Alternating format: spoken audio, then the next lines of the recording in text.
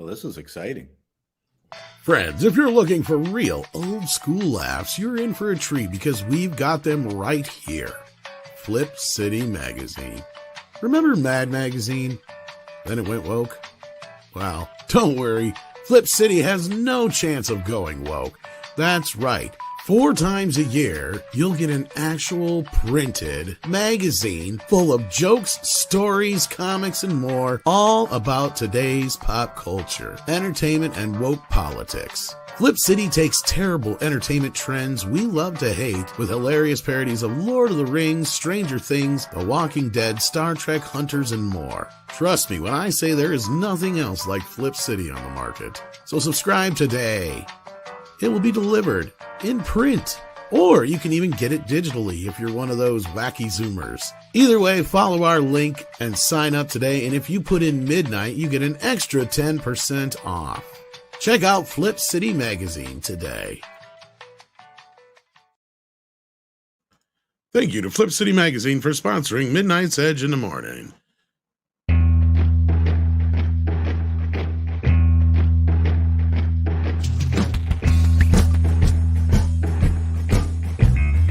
Good morning, campers. It's Monday. Welcome to the program. Whatever time it is, where you is, it's time for Midnight's Edge in the Morning. I am Tom Connors. With me is the boss man, Andre. How are you doing today? Greetings, everyone. I am doing excellent, especially since we are here in such esteemed company as today. Yes, indeed. This is a day made like 3 years in the making, close to it, two plus. We have with us the one, the only Eric July. How are you doing, sir? Oh man, I'm doing great. Yeah, to your point, we've been trying to set this up for a very long time, and we finally made it happen. But seriously, I'm glad to be here. You and I have crossed paths a few times, but this is the first time we've actually had you properly on Midnight's Edge. So I'm glad to say that we have it, and we're here to celebrate not only the first release of Isom, but you've got a new book coming out, isn't that right? Yes, that is correct. We have Isom 2 pre-orders live right now, and things are insane. For us to be doing this with a second book, to already have sold a third of what we sold during the first campaign within the first week, even with all the site issues, has been crazy. Closing in on 1.5 million. So yeah, man, this is a dream come true for me, and I'm just glad that we have a bunch of people that are thoroughly, a lot of return customers. So the fact we got people that are excited about it and stoked about comics, that's what I do this for, and that's what it's all about. So yeah, I heard you're already far behind, and you're probably not going to be able to fulfill this one, and all kinds of problems. And we're kidding. So they say. No, the first book was a huge success, and of course you're headed that way for the second book. Can't wait to see more in the Rippaverse, and we're going to talk a little bit more about that in a little bit. That was a heck of a tongue twister there. But first, we got a panel to introduce. We have Culture Casino joining us. How are you doing? I'm doing fantastic. I'm having a good time.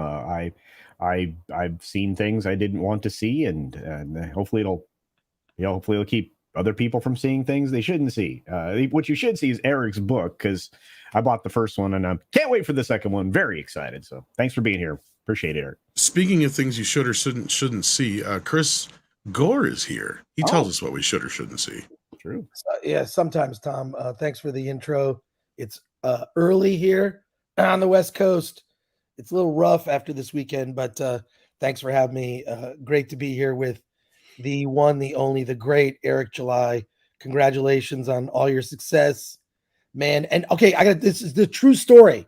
This happened. I'm washing my car yesterday. My neighbor, who I chat with randomly, says to me, "You ever heard of this comic book called Isom?" I'm not joking. I don't know this guy. And I'm like, first of all, he kind of knows that I've like Batman stuff on my car. So he kind of knows I'm into comics and nerdy stuff. I say, yeah. He goes, the issue 2 is coming out. Did you hear about it? I'm like, yeah, I heard about it. So I bought it on day 1. I was lucky enough to get there. But a random dude, a neighbor, it just asks me because I have comic stuff if I've heard of Isom. That's Eric's making an impact, and it's huge. Next time that happens to you, you go, yes, and I know the guy, and I gave him all the ideas. Well, I didn't want to brag. I didn't want to say anything. I just was like, I want a copy. Like, I can't wait. But it was just weird. And I didn't know you were going to be on the show today, Eric. So it's great to see you. Hope to see you in San Diego too. Yeah. We're getting that set up. Team's talking about this morning, man. So yeah, that's our plan to be out there. Oh, that's great. It's going to be huge. I think you're going to be overwhelmed. I can't wait. Well, I can't wait for the day that we have a Monday morning where Chris comes in here just chipper as can be, and he's like, hello, everybody. I'm fine. I didn't do anything this weekend. I always do something every weekend, man. I know you do. I know it's never going to happen. Yeah. But good to be here. Thank you. No, we're glad to have you here, Chris, and hopefully you can get some coffee pumped into you, even if it's through IV. Mr. Paul Chato is also here, last but definitely not least, wearing his Apple shirt again. Yep. I got ripped on my channel for wearing an Apple shirt. There's a lot of hate out there for Apple. It's not my fault. It's not my company. I just wore their shirt. Everything is divisive these days, isn't it? Yeah, people want to hate. What can I say? Hey, you didn't move the company to China. No. Hello. I mean, it's doing so badly on the stock market. I feel badly for them. Well, somebody else who's doing badly on the stock market is Disney. Yeah. And Warner Brothers. And pretty much everybody else this year. The box office has been not doing too well, has it, Andre? Especially not this week, when Warner and Disney both have two very big movies coming out in The Flash. Actually, the most expensive movie that Warner ever made, according to your sources, and I believe that. Whereas Disney dropped one of their usual $200 million budgeted Pixar fares. Both of these should be setting the box office alight. Instead, between them, they couldn't collect $100 million. You said they're supposed to set the box office alight. I'd say they're playing more like Lightyear at the box office. Yeah, a movie that is opening this week, though, Asteroid City, real quick. I know you and Chris have seen it. That's the new Wes Anderson film. For any possible Wes Anderson film fans out there like Paul Chato, did you guys enjoy it? Chris, what'd you think, real quick? I actually enjoyed it. It's Wes Anderson weird, which I really love. And it was a packed audience. Of course, it's only playing in just a few theaters in the United States. But Wes Anderson, if you know his work, is an acquired taste. He's definitely leans on the indie side. I don't think you'll see him making a superhero movie anytime soon. But I've always enjoyed his stuff. Films like Moonrise Kingdom and whatnot, Darjeeling Limited, French Dispatch, and his animated movies. One of my favorite stop motion animated movies, Isle of Dogs. Great movie. Really great film. So I don't know. I would rather watch a bad Wes Anderson movie than say a good, I don't know, name a crappy filmmaker from today. J.J. Abrams.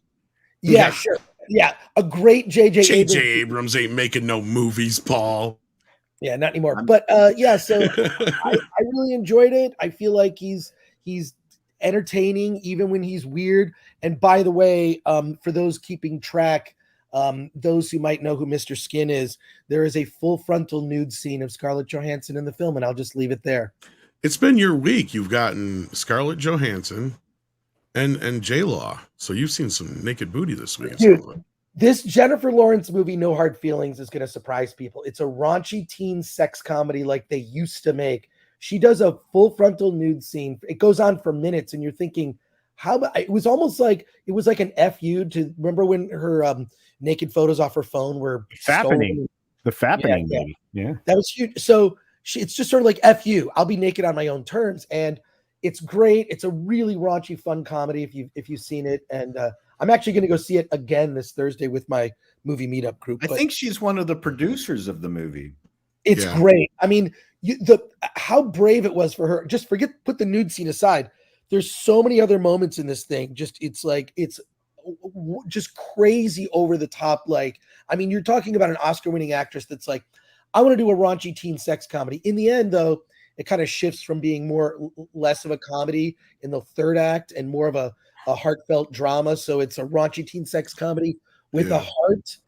And I heard it also has a little bit of a feminist bent, but it's still decent. So I didn't see that it. was Jacob from Society Reviews who said that. So just full. Well, I think people are overly sensitive to this shit. Look, you could look at movies from the past and go, the Alien has a feminist bent. Look at Sigourney Weaver. It's the same people that have the racist colored glasses where everything they see is racist, everything is white supremacy. There's another on the other end of the spectrum. It's everything is woke. Everything. It's not. It's a J-Lo's naked in it. It's awesome. J-Law, to be clear. J-Law, I don't want people thinking they're going to get Jennifer Lopez booty in the movie. Jennifer Lopez. Why did I say that? You said I've only had one cup of coffee here. It's all good. It's all good. I'm here for you, brother. I'm saying is don't be hypersensitive to it. Just go. You'll enjoy it. It felt a little like sort of a nod to some classic films like Harold and Maude or Risky Business. There was a little bit of Risky Business in there, like classics where it's like, oh, this is trying to. So it's like while it is that raunchy teen sex comedy, it also has like indie film roots, and that's what I'll say about No Hard Feelings. Well, speaking of indie film roots, Wes Anderson is not necessarily something that our audience is into, but lately he's been remaking movies all over with AI. That's been taking the internet by storm. But Andre, you are a Wes Anderson fan, I assume. Now, I like Steve Zissou and a couple of his other things, but I've never been a huge fan. Actually, I am not very familiar with Wes Anderson at all. I saw Moonrise Kingdom when it came out a decade ago, but I didn't really unpack it, sit or analyze or anything like that. I've become much more interested in unpacking movies, their subtext, their messaging, stuff like that is something that I've only really gotten into in the last few years. I will say this, out of all movies I have seen this year in a theater that were also made this year, just so we exclude The Shining and 2001 Space Odyssey, I saw in a double Kubrick special, this is the best movie I have seen this year. I don't really know where Wes Anderson stands as a director. I don't know what values he typically stands for, what he packs into his movie. But this movie right here, this is a movie that, in a sense, is like Kubrick light, because there's layers upon layers upon layers upon layers in it. And this is something that's made very, very clear, because you're dealing with a reconstruction of a theater, of a play, and that's the screen story you're getting. So just right there, you're being informed right away that what you are seeing is an artificial thing, and there's messaging, and it's going to be unclear, and you're going to have to think to get this. They totally tell this. And for the entirety of the first act, I was like, I get that superficial layer of the screen story, but I don't know what the hell is going on. When we get into the second act, it's clear that this movie right here has an anti-lockdown, anti-establishment message. And later, I have learned that the prime audience for Wes Anderson are like New York and LA elites who like to smell their own farts, and they apparently don't like this movie. And I don't blame them, because this movie right here was like Kubrick in its subversion. Because what Kubrick would do, he would go to the establishment and get funding, and then he would pack the movies with anti-establishment messaging. And that's the thing right here. This movie, towards the end, they literally chant at the audience, "You are asleep, wake up." I can imagine this is not going to go down very well with a certain aspect of the audience. And I'm not pretending to understand everything of the movie, but what I saw, what I did get, was great. This is a proper cinema. This isn't a movie, this is a film. This is an experience, and I can't wait to rewatch it.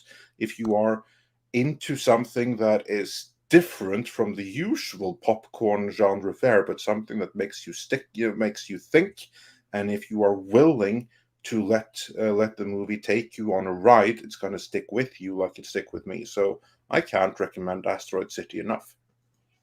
And Chris, do you also recommend it? 100%, 100%. But again, if you've not seen a Wes Anderson film, Right. his stuff is weird. So I do He's an recommend. acquired taste, yeah. Yeah. Go on IMDb, check out some of the other films. Isle of Dogs, I think, is maybe one of his most accessible. And Steve Zissou also might be too, the Life Aquatic. Yeah. Oh, I love Life Aquatic. Mr. Fox. Yeah, fantastic. That was another one that might be a little bit more. So I like his work. He's an interesting filmmaker that doesn't care about big box office. He also gets big stars to appear in his films. Oddly, really great cast for this movie. I mean, just fantastic cast. So I don't know, check it out. But yeah, it's definitely, I don't know if, we're normally talking The Flash and superhero stuff and whatever. So it's a film that is, my jam for sure. But maybe check out the trailer first. There are aliens and spaceships and weird stuff in it too. So yeah, well, the box office is not doing well this week, let alone this year. So like we just said before, so hopefully for Wes, that picks up this next weekend. But I gotta ask go ahead. It's only in a few theaters. That's the thing. It's like it's right, only right. That's what I'm saying. Is opening wide this week, or is it just how many theaters is it open? This upcoming. Okay. It's per screen is very high. Yeah, it's only in 6 theaters this weekend, and Andre obviously is outside the U.S. I don't think that counts those, but I would not have contributed to the box office that you got there. No. But Chris recommended, so Chris recommends. Thanks. Appreciate that. That in a while, so yeah. Thank you so much, guys, for your feelings on Asteroid City. But the box office is not going well for The Flash or Elemental, for that matter. Has everybody here seen The Flash? Or yes. Nope. I think The Flash is proof that the concern about Ezra's dalliances has come true. I mean, independent of the sagging interest in superhero movies in general, I think the Ezra effect was higher than even I anticipated, because I didn't know whether the general public would really knew what was going on. But I think my sense is Ezra killed the film. Yeah. I would say that, yes, that was a contributing factor. I'd say that, with all the Penske media trades, like, rallying, against the film, subtly with their coverage of the dalliances, as you refer to them, Paul, I think that didn't help. I mean, just to remind everybody, the legal issues that he had leading into the film's opening was probably not wise. But again, I mean, you have the fall off of these epic level characters from the mainstream comics, and then you have what Eric's doing, which is bringing a brand new character to the. So let's talk about Eric. Something positive. There you go. Yeah, we'll get back to gloat about the Flash and Pixar's Elemental. I have no better word than gloat about it. Like, we all knew this was going to be a disaster blowing up in everyone's faces. But again, that is the establishment. It's all gone to hell in a handbasket, which of course leaves the door open for the independents, for the likes of Eric July and the Rippaverse. Yeah, we'll get back to the box office in just a moment, because boy, do I got a horn to toot, don't I, Andre? Yep. Oh yeah. We'll talk about that. But what were you gonna say, Paul? Go ahead. I was just saying the big news is that Eric is coming out non-binary, right, Eric? Oh, I did not know about this. That's news to me, but hey, man, you can do that these days. So yeah. You know what? You might get picked up by one of the majors if you do that, Eric. Yeah, that's a great idea. Then I'll be covered. CBR. I'll finally do an article about. Pretty much the biggest selling comic book right now, and you can't even get CBR to write about it. Is that what you're saying? Yep. Yeah, basically. Wow. Sorry about that. I was getting your campaign up here. So yes, Isom 2 is coming, kids. For those who aren't already ready. In fact, I think one of you said just the other night when I was on with you over on Flashcast, one of the cover was it cover C you said has already been sold out? Well, the cover C, the signature series, yes, that has been sold out. There's that's capped at like right under 5,000. So if you just want the foil cover of the Shane Davis full cover variant, you can get that. But yes, the slab version of that with the CGC Okay, signature the slab series, version, yeah, that's completely sold out. So that'll be for sure the first of the covers that will sell out, because again, it was always going to be that limited. But yeah, it's off to an interesting start. Just again, like I said before, I mean, to be already we're at what, like 20, almost 21,000 books sold. Like I said, that's a third of what we sold in the Isom 1 campaign, and it's only been technically, I look at it, it hasn't even been a week considering the site issues that we had. We were down like 20 hours at one point. So really it'll be the next couple of days when we finally actually cross the week mark. So it's off to a crazy start, man. And it's just a testament to, kind of what you all were going on about, it, just the rise of independence and the opportunities that are afforded to us. And also just how possible it is. I know a lot of doomers and gloomers out there that like to think that just what is will always be, and there's nothing you can do about it. And I think that this project, as well as others that are seeing a level of success, despite not having anything near the resources of the big dogs, it just goes to show just it is very well possible. So that to me is to be even more legitimized than before with Isom 1. We are the return customers and already be at 12,000 total purchases. This really goes to show that this is for sure real. Speaking of basically professionalism, or however you want to put it, this trailer you got here, because we watched this the other night. I'm going to show this if that's all right. Oh, go ahead. Two of these up. I want to make sure I got the right one up here. Okay. Here we go. We're going to check this trailer out. It looks great. I can't make it bigger here. Oh, Big. Yeah. Won't let me make it any bigger than that. Should be able to click on like the title. Yeah, I'll have to restart. Yeah, you have to restart it. Yeah, no. Yeah, it's all right. Yeah. Just do it that way. Yeah, I hear the dude will copyright strike you. Yeah, I know. Eric's a jerk about that. I know. There we go. Brazen animation though. Yeah, I was asking you who would put this together. So it looks great. So good. Because it looks very professional. Already. This is great. Time is a fascinating thing. We often like to think of it as something that just is. But too many people let the past determine who they are.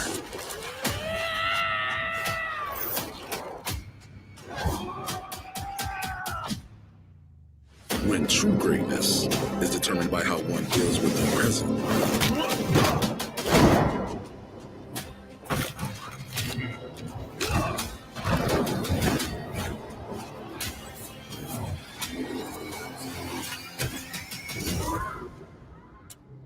So if I'm helping you, I have one condition. Yeah. No more quitting. Time is a gift, Isom.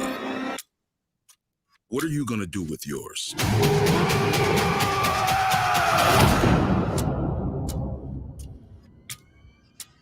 Isom 2.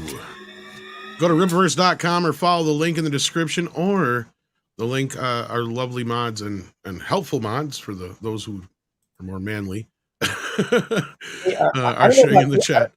I gotta say, I don't know about you. I got chills watching that. I mean, I know. That's what I said the other night, dude. I'm like, I want to watch that. Yeah.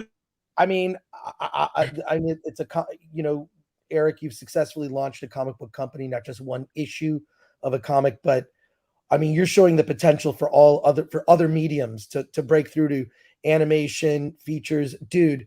It blew me away. And I was talking to Cara because I knew her from before you hired her, and I couldn't believe it. I said that came out of nowhere. Like, you kept it a secret.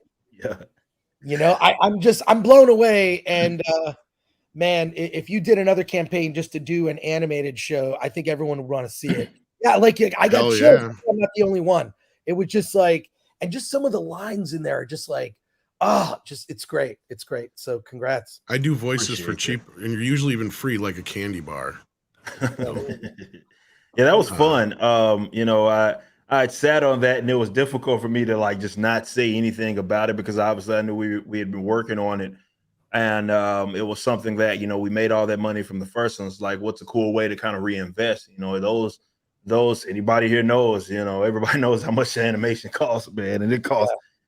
It cost a lot to do it, but it was certainly worth it. It got people enthusiastic about the campaign. But to Chris's point, that's really what it was. It was like a filler to see what the demand is for that, and to see how many people were like, dude, you have to do more of those. Like, we want to see that, and that's cool. We'll figure out creative ways to get it monetized, but it's a very doable thing, at least in shorts. I would love to do something longer. This is something that, again, I think that the American market's missing right now. I mean, yes, you have DC doing their animation and all that stuff, but like there doesn't seem to be a big connection between like what manga and anime does.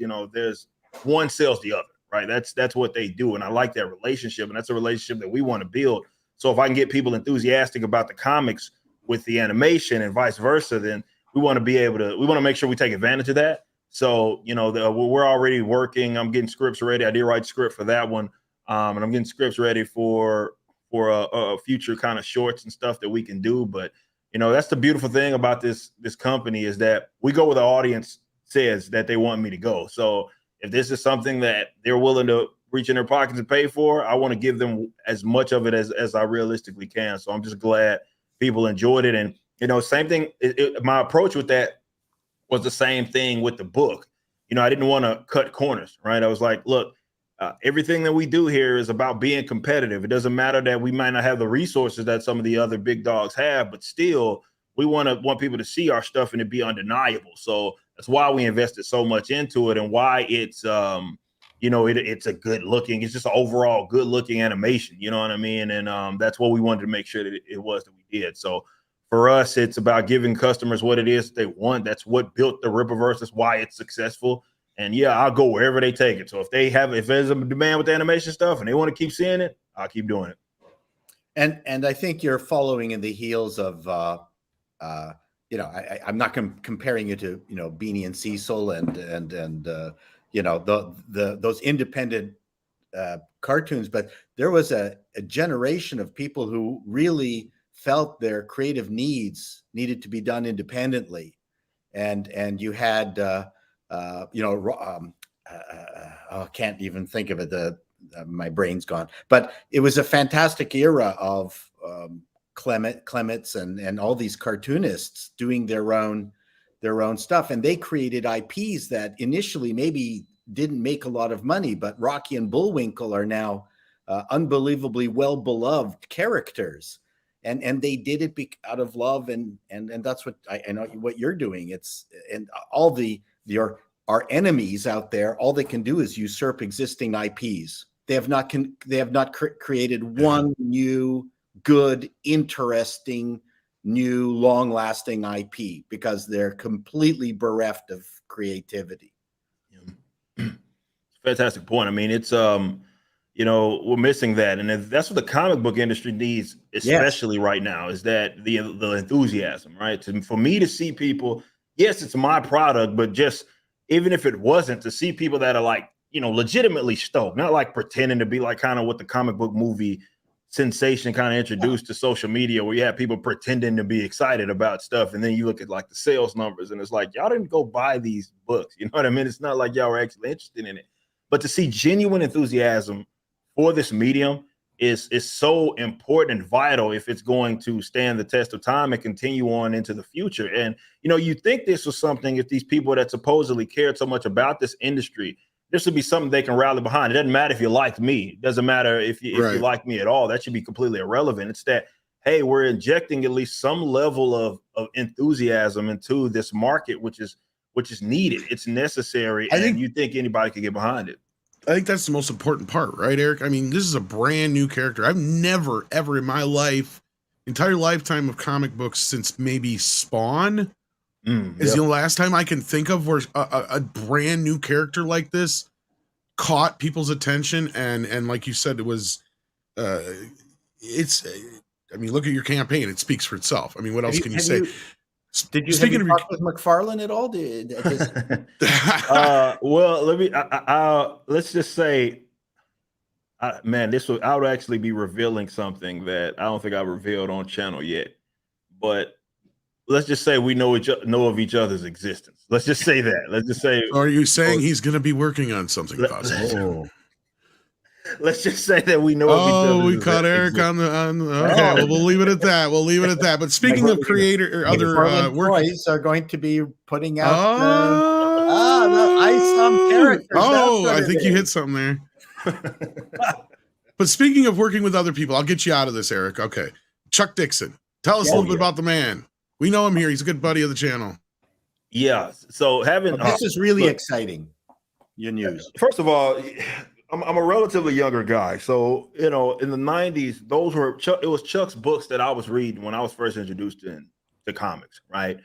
So to even be working with him is a dream come true, but also having him around as helping kind of build the universe, and me even shadowing him, kind of learning and picking up on one of the OGs of this industry, one of the most prolific writers of our industry. This means a lot to me as a writer, right? I couldn't have picked a better person. So having Chuck Dixon's Alpha Core on the way, it'll be dropping after Isom 2. He was a hand and glove fit for that team, but he's also working on some other stuff that we've already got him in for that we haven't announced yet. So Chuck is going to be a vital part in, as well as the Saska sisters with their Yaira. They're going to be both a vital part of the growth. And, I realized very quickly that you need people like definitely a Chuck around because, like I said, he gives that level of familiarity, but expertise as well with what it is that we're doing is just so important. So Chuck's Alpha Core is coming in the fall. I've already read the script. I can't wait to announce the actual artist. It's been one of those things where, we've when y'all see the artist, you guys, it's gonna blow your minds, but also it's almost done. The whole entire book's almost done as far as the artwork, writing. I mean,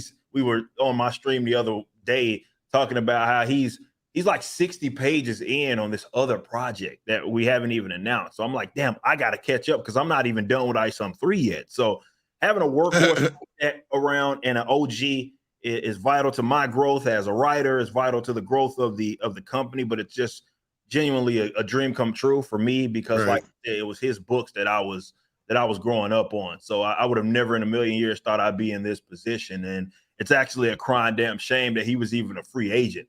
It just goes to show how much crap the industry has gone, or rather how the industry has gone to craps, that they would ever allow a guy like that to just be blacklisted, if you will, from the mainstream industry because maybe he doesn't think like them politically.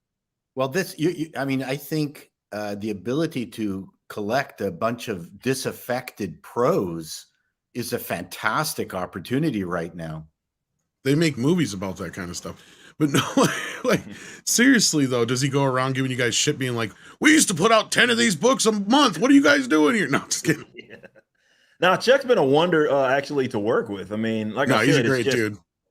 And he's having a blast, and I think that's what it's about. Like, he's actually having fun. And you can, if you guys have watched, the guys that watch my streams with him, you can even just pick that up, even developing something like a fast food chain within the, because it's all about world building. Right. This is like therapeutic for writers. This is something that is something that's fun for us and, fulfilling as a creative. So again, having him along as we try to build this thing out is vital and it's important, but it's also awesome. So, but Chuck's a professional through and through. So, he has his expectations. I have mine, and it's still a professional relationship, but having him also as just a kind of on a mentorship, even being able to shadow his work has just been, again, godsend. Speaking of building, because you are, like you said, you're building a whole universe, a whole bunch of characters that live within that universe.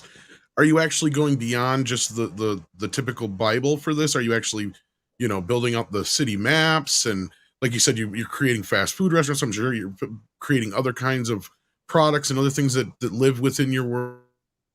Yeah, that's a big thing. Like I built my, I have my universe Bible that, the entries, for example, of all the things that appear in the Alpha Core, be it the city of Flores Park. These are all entries that I had. So we have an idea. But yeah, like it's like we're taking this very seriously. I can't say that Right. enough. This isn't like something that was simply some passion project. No, this is something that, for me, and I can't speak for other guys that are fans of comics, but for me, that was the cool part of comics when they actually cared about that type of stuff, right? Like continuity and that aspect of it, where they don't seem to care about that at all anymore. So that's something that we focus on. So, I'm always looking at the building aspect through the lens of 5, 10 years. And that can be very difficult because everybody's in it for, not everybody, but you get what it is I'm saying. A lot of creatives have fell victim to this instant gratification thing. And they're writing themselves in corners because of it. And I don't ever want to get in that habit. So I'm always thinking 5 years, 10 years, like where are we going to take the character? Where are we going to take the world, the city that they're existing in, how that's going to impact the stuff we have to take into consideration with the stories that we're writing from the get-go. So that's the type of attention to detail that we have there is, okay, what is this city? Like how does this, these groups of characters impact that city? And what like businesses, like for example, we introduced projections, which we're going to we have a lot of plans for that, which is where Isom's or Avery's sister actually works at. Like that's a whole firm in it of itself that's going to have its own kind of branches, and it's important that we flesh that out to have that resonate with the reader, and that's actually fun. Even coming up with like merchandise items, like for projections or something, would be very cool in universe stuff. So there's a lot to do there. And, this is why having Lasaskas and having Chuck, because we have so much to flesh out. You're at the ground level for this. And we have so much to flesh out. And that's exciting. And it's so fun as a creative to do. Yeah, I think that's important because it feels like a lot of these, speaking of new creations not taking off like Isom has, it feels like a lot of these new creations are made just simply to make a movie out of. They don't think beyond that. They don't think anything other than this is just another IP driven thing. So the rules in the world and everything are so more just as important as getting that first book out there, obviously building all that stuff. And that's what you've been taking all this time doing and to great success. And I applaud you for it, man. And thank you. I can't wait to see what you guys do in the future. Now, is there any questions from the panel that we want to get to real quick here? Because otherwise I'm going to get to some of the super chat questions. Yeah, one question. Oh, go ahead. I have some questions. So you did the first stuff on Kickstarter, right? But now you've moved to your own platform. Oh, no. We've always been on our own platform. We just we took the visual. This was my business, I guess, plan, if you will, or the approach. What crowdfunding introduced to comic books and really other industries is a level of transparency that just doesn't exist. And I thought that was cool. So what I said was, okay, people can see the numbers go up. People can see how much money we've made. They can see how much of each product that's being bought. Why don't we do that while not actually treating it like a crowd fund, because we don't need the crowd to fund it. Like the Isom one, I invested my own, I invested like $300,000 of my own money to just get the bad boy off the ground, or nearly $300,000 of my own money to get it off the ground. So, we were paying for the product. That's why our fulfillment started very quickly. That's why this fulfillment is starting at the end of next month. So we took the visual of it, like that level of transparency, because I think that's going to be the way of the future. I think people are paying more attention to where the dollar's going, and rightfully so. And what that's kind of being, spent on. That's also a fun thing. It's an inspiring thing for other people that are creatives that want to maybe enter into a similar industry, or not even in some cases, because there is some level of a transfer, I guess. So yeah, we just wanted to take that level of transparency that crowdfunding introduced, so we could people could be a part of that. But everything's already paid for. We already have the physical books. We've had them for about a month. Here we're already pre-packaging, we're bagging, we're boarding, we're doing all that, and that's why our books and all the material is able to go out so quick. And I think what's good is that it's genuine support as opposed to fake support. So we bought our our DC comics and Marvel comics, we did it out of love and interest and the fact that the artwork was great and the writing for the most part was good. I mean, there were bad stretches, but for the most part, I thought, all of us who paid for those comics thought we were supporting the artists, but we really weren't. We were supporting large corporations. And what's good here is that we know we're supporting you. I like the expansion of your universe, including Chuck, who I like. I think he's a great writer. And that in many ways might be providing you greater success than they're sticking with Isom. I mean, I think creating a universe creates a sense of legitimacy for what you're trying to do. 1000%. You're 100% correct. I think that, we have people very excited for Chuck's books, very excited for the Saskas, very in their book with Yaira, very excited for the world in itself to expand. But you bring up a good point. One thing that I did set out to do, of the many things, but a big one, because people that have watched me over the years know that I've had several issues with the comic book industry. It wasn't just a content problem. So it wasn't just the woke issues and all that. It was other content issues that it weren't even related to that.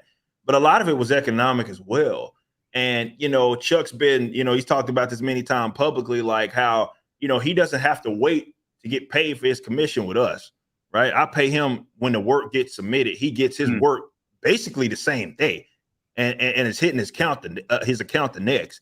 One thing, as you know, and I don't know if anybody here covered the whole hashtag comics broke me thing, where you had all of these comic pros whining about not getting paid, and they're whining about abuse. You'll never hear about a creative on our side not getting paid competitively, and you'll never hear them not getting paid at all, like we're having to wait 30 days or 45 days before they ever even get like the first half of a commission. They don't have to worry about that stuff here. And to me, in that kind of environment, and this also applies to the employees, in that type of environment, these people are able to do their best possible work, right? They're comfortable. They're able to do the best kind of work. And I think our work in itself is sort of reflective of that. And the enthusiasm that someone like Chuck is like, I want to keep writing for the Rippaverse because he knows we're going to make sure that he's getting taken care of, and he can kind of, it's again, fulfilling creatively. So that was a big part of what it is that we wanted to do in the growth of this company, is really address those economic issues. Yeah, and I mean, I brought this up here because this, I think, speaks to why they're not getting paid, because James Gunn admitted, along with quite a few other folks, that so few people are reading comic books. Now, I wish they'd actually address why, because if somebody would have brought up like your book or some of the other CG books and stuff that are out there, maybe that would be a little bit different conversation being had here. But no, at least people are starting to admit it, I guess, that are bigwigs within the industry. So that's a good thing. But now they actually have to fix the problem, which I think you guys are already doing, Eric, which is getting ahead of the game here, really.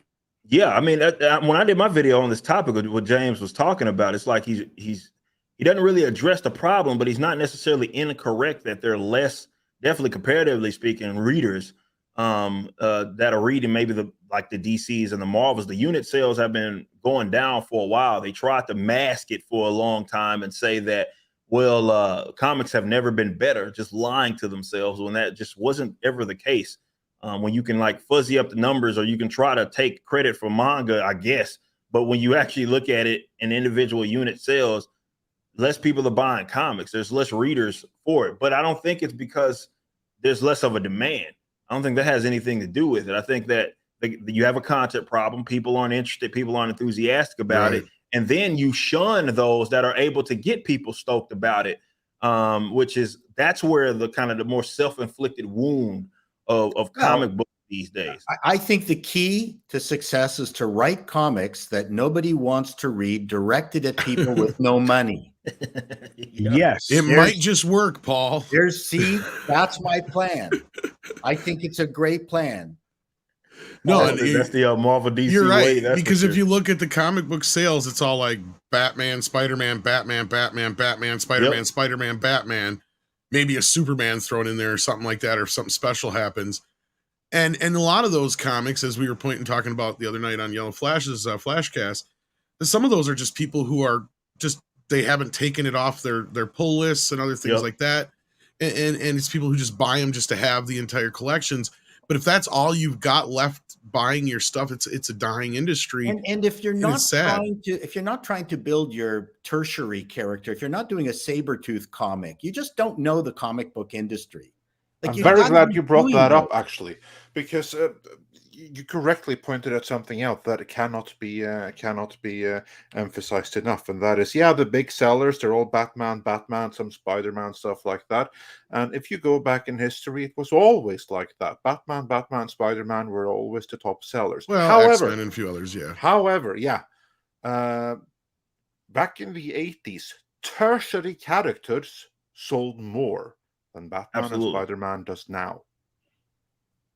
Yeah, like that. That's comics in general. I mean, I would Comic-Con still has those numbers live. If you want to go back and you can see the unit sales, they're not even close. You can get some of these lower, I don't want to say lower tiered, but lesser known characters, and they're like individual books were doing far better than what some of these books that they're putting all this money behind as far as some of these characters are. It's just a different type of industry, and the industry hasn't adjusted.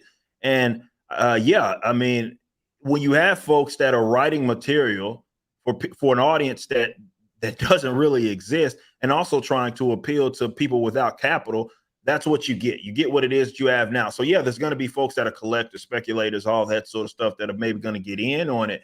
But think about it.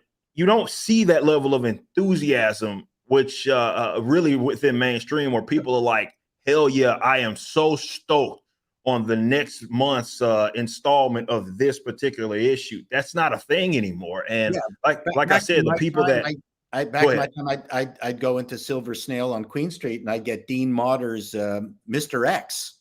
Yeah. You know, those comics really excited me. Not that I didn't buy the Spider-Mans. I loved them.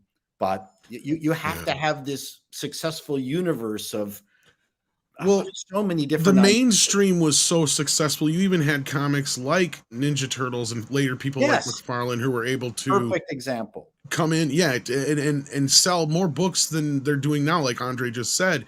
And it's insane and sad, but that's where they're at. And it's things like Isom, though, that I think are really injecting energy back into comic book. Yeah, it needs it. It's a necessary thing. And like I said, like for those that are not fond of me, and I think that's where a lot of these weirdos have come from, and I'm okay with that. It's like if you had any level of sense and you just understood how industries work and the whole saying of the whole rising tide lifts all boats, like people should be looking at this and the other actual successes, learning from them and trying to do something with that level of enthusiasm, right? But that's not, unfortunately, how these guys act. They look at it like it's an attack on them, that they're someone that thinks different politically, is seeing a level of success because they think that they own it. Definitely the authoritarian left, like they think they own entertainment industries top to bottom. So now it's like, wait a minute, these guys aren't supposed to be seeing success in our industry. Like how dare they do that? So they look like, for example, the ones that will write about it, like what they did with Isom 1, like with the bleeding asshole, those guys that I call over there bleeding cool, they wrote about it, but it was a hit piece, right? It was a hit piece. It was like they had to knock it and instead of just looking at it like, wow, these guys came out of nowhere and they injected some enthusiasm in our industry, and our industry needs it. It desperately needs that, because that's what's missing. People being stoked about a project, wanting to talk about it, wanting to theorize, a fandom growing. Like that's what this industry needs it. And they don't look at it like that. They look at it like people not thinking like them, seeing success. That's an attack on them as individuals. When in the past did an underdog get shit on and the corporates protected? Like we live in an upside down universe. Well, like I said, I can't wait to see the movie about this. Color. I know you probably hate that term, but I'm in Canada and we have laws against calling people black. It's illegal here. It's crazy. No, I'm kidding. I'm just kidding. No, but it's an amazing story. When would an underdog, be crapped on and the corporate monolith be protected? Like, it's just insane. Yeah. But that's happening elsewhere outside of comics. Yes. But it's definitely been like there have been signals along the way to where we were headed. But at least now we have a wonderful independent movement that's changing. Is changing everything. It's a different kind of shifting sand. It's shifting the other direction, and that's a good. And but my one concern, Eric, and this is nothing to do with you, is that I think we desperately need more Erics coming in, because success does not happen in isolation. Oh, I know 100%. this as a comedian, and when we were doing sketch comedy, there's a few that rise to the surface like we did, but there were 100 sketch comedy groups. So, we do need people putting out Roger Ramjets and Beanie and Seasons and Bullwinkles and all that again to support Eric. And Eric doesn't have to support them directly, but the independent industry, if it now grows around what Eric has done, that is what is going to make it successful. Because Eric not as much as I love you and what you're doing, I do not believe you can sustain this on your own. And you might disagree with me, but if we have a lot of independent comics now, coming up to the surface, I think that's only going to help Eric. Well, to your point, like if we really believe in this whole concept of a parallel economy, then that's what's going to be necessary. It's going to be, and I've said this a million times, that I do think that's going to be the way of the future if it trends in this direction. It's not going to be the day of the mega corporation. That might actually be over with. I think more so what's going to happen is you're going to see level of different degrees of success, maybe not multi-billion-dollar success, but you will see success stories, and they will be smaller. Let's say it'll be more decentralized. To me, I welcome that. I think there's a lot of folks that are protective of the status quo. I'm not one of them. Again, I've been on record even before we saw the success. I was like, look, if the entire industry got upended and I didn't have a spot, okay, I'm okay with that. Like the level of uncertainty that doesn't strike fear into me. I'm like, let's do this. I think there's a fundamental problem with how the business runs now. It does need to be upended. And if I didn't have a spot, that's fine. That's certainly fine. What really truly matters is I care about this industry and I want to see it thrive. So there's room, and that's the beautiful thing about it, right? The pie isn't fixed. You know what I mean? I know some socialists would probably disagree with me, but the pie isn't fixed. It just because I'm seeing success doesn't mean I'm getting in your way, right? There's a lot of room for everybody to be great. Ethan is showing a lot of success. Absolutely. Right. So this is what I mean is that, we need the Ethans and the Erics of the. And I think that's key and you guys I agree with you 110%. And that's where I was getting at too, is we've seen this before, like in this coming out of the 70s into the 80s. Like, I think the reason things like Ninja Turtles and McFarlane was able to get Spawn and other things out there, they had such great success, is that the comic industry was already starting to get a little stale. Right. Mm-hmm. And like, we only had, like Andre was saying, even back then you were getting to a point where the only comics selling, throw an X-Men in there, were X-Men, Batman, and Spider-Man, and Superman, maybe at the most. Those were the mainstream comics. Otherwise, the comics when I was growing up were Spawn, Ninja Turtles, Crow, things that were indies. Yeah, they weren't the direct mainstream stuff, and I think that's what we need to see more of. I agree with you guys 100% on that. And unless there was anything more that Chris or I can anybody else had to endlessly. I know. Well, we do have some super chats for Eric, and we're going to be losing him pretty soon. So we're going to have to. I'm down. Let's get to some super chats here. We got Callum Lyle in the house sending in 5 Australian. Says, if Eric wants someone to design kaiju supervillains, I'm available. All right. I don't know how to get your resume into Eric. Oh, Tom, just sorry, real quick. I just want to add something real quick to what Paul was saying. He said that success doesn't come in isolation. I think what Paul meant is success does not come in isolation. So that guys, I like it. Missed that one. I like that. Very you deserve disappointed. This. But look, I remember back in the 80s there was a big indie comic movement. You mentioned Mr. X. I bought that. Yeah. I bought Love and Rockets and all these cool like 8-ball and neat stuff, with Peter Baggy. Like, I love that stuff. They were mostly non-superheroes, but there were superhero ones too. And this is a huge opportunity now. Comic books are just god awful. Like, Flaming Carrot and stuff. Yeah. I can't remember the last time I went to a comic shop. So what Eric has done is just so remarkable, because he's thought about the process. He's thought about, I'm not just going to like make the product. I'm not going to make that. I'm going to build the machine to make it, so I'm not beholden, because there have been problems. And I've used Kickstarter, I've used Indiegogo. I do not like Indiegogo and can't recommend it. I cannot recommend it. I think it's terrible for creators. I think that they censor campaigns they don't like or suppress them. Kickstarter is fine. I've used Kickstarter for 2 campaigns that were successful for different projects of mine, including my recent movie Attack of the Doc. But if there's an opportunity to use your platform for other creators, which would be vetted by you, you may want to consider it, because it's huge. So this has happened before in the past.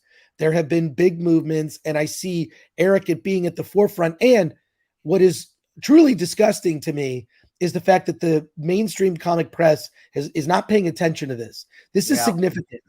This is truly significant. I think they're scared, Chris. If they pay attention to it, it's going to draw attention to it. Well, F them, and Eric of course, fuck them. Eric doesn't need them. So I think it's exciting, and I also think it's an inspiration. Also, I have bought comics. I pretty much I always consider it's just a pre-order. I bought comics on Kickstarter for years. I've contributed to indie movies as well. Like, this is when Eric built this whole machine. My jaw dropped. And also, like, having received that first issue in the mail, and I don't know if you've done it yet. We talked in Dallas about it, Eric. Like, you need to patent your box. Oh, my box. Yeah. It's flawless. You receive a perfect comic book. If you haven't been doing it already, there you go. That's not true. When I bought comics in other places, you don't get them in a perfect box. It's so just kudos. I'm ecstatic, successful, and I hope this outdoes the first campaign. So you actually bring up a very important question, or reminded me of a very important question I wanted to ask Eric. The first book. So for those who may have, or just be catching up with this, because you may be new to some of our audience here. I know most of them seem to know you out there, but just in case somebody is just coming to the table with this, are you able to pick up the first book with this campaign, or is it still available? Or that's a great question. So there's 2 ways you can get it. If you do go to the store, the actual store, it still is there. But the campaign 2, for you guys that didn't get in on campaign number 1, if you're actually in on this campaign page, there's a bundle that's called the catch-up bundle, and you'll be able to get Isom 1 as well as Isom 2. So what we do, the way that we're going to do it going into the future as well, is that so we have a mass print cover. So cover C, which is this cover C, will never go out of print. So if you can get it aftermarket if that's your thing, but if you want it brand new, then you can get it directly from us always. And I would argue, most of our titles, this is how we're going to do it. We can reprint, like we'll call it our mass print cover. There will be limited ones for our comic book guys. But if you want the mass print cover, you can get this now. And 2 has a mass print cover as well that we haven't actually shown yet. Once we hit 25,000 total books sold, we'll launch that. We'll let you get that.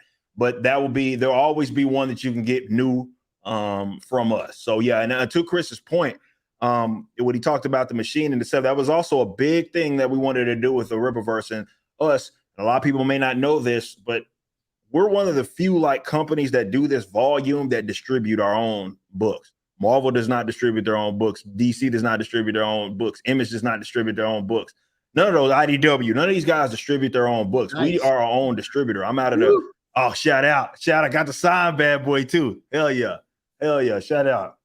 But so we distribute our own books. It allows us to give a more unique experience. So from that to the website in itself, we keep as much as we can in-house. So that also prevents us from some idiot doing something, whether it be a website, shadow banning us or banning us altogether. There's literally nothing you can really do to stop us. It's like you can't people get mad at me. You can't go to the distributor. I am the distributor. So you're still gonna get your books no matter what. When I finished the video with Mark Asquith, who managed Silver Snail, he was right in the middle of when Marvel decided that they were going to become the distributor of their comics and not the independent distributors. And it just completely destroyed the industry. And he actually went to Marvel HQ in New York to tell them why it was a stupid idea and why the different distributors they could get. He had 7 distributors that he could get Marvel and DC comics from, each of them. And he talks in very clear language just how this idiocy started, and this was the beginning of the undoing of comic books. It's a great story. So anyway, sorry. Indeed. No, you're fine. And on that note, we actually had this super chat here from 421 Spaceman that said EBS made over $1 million on Indiegogo and John Malin was booted off of Kickstarter. Just saying. So yeah, as you were saying, Eric, about like doing it yourself, I think that's the best way to do it. And because you had problems early on with PayPal, I believe it was. Oh yeah, and that's why we X'd them out. You know, we learned from that situation when they basically held up 1.3 million of our dollars of our money held up in PayPal, and you know, we're not using them ever again. So again, as much as we can keep independent, we will. We have our own processor and everything now, so we're good to go. Awesome. And then we got Callum Lyle who says, Eric, I saw that footage of that debate with that dick guy. What in the F is that guy? Oh, just an edgelord, man. That's it. Just an edgelord. Gotcha.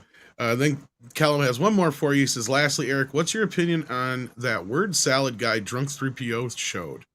I'm not sure what exactly you mean, but Drunk 3PO is my guy.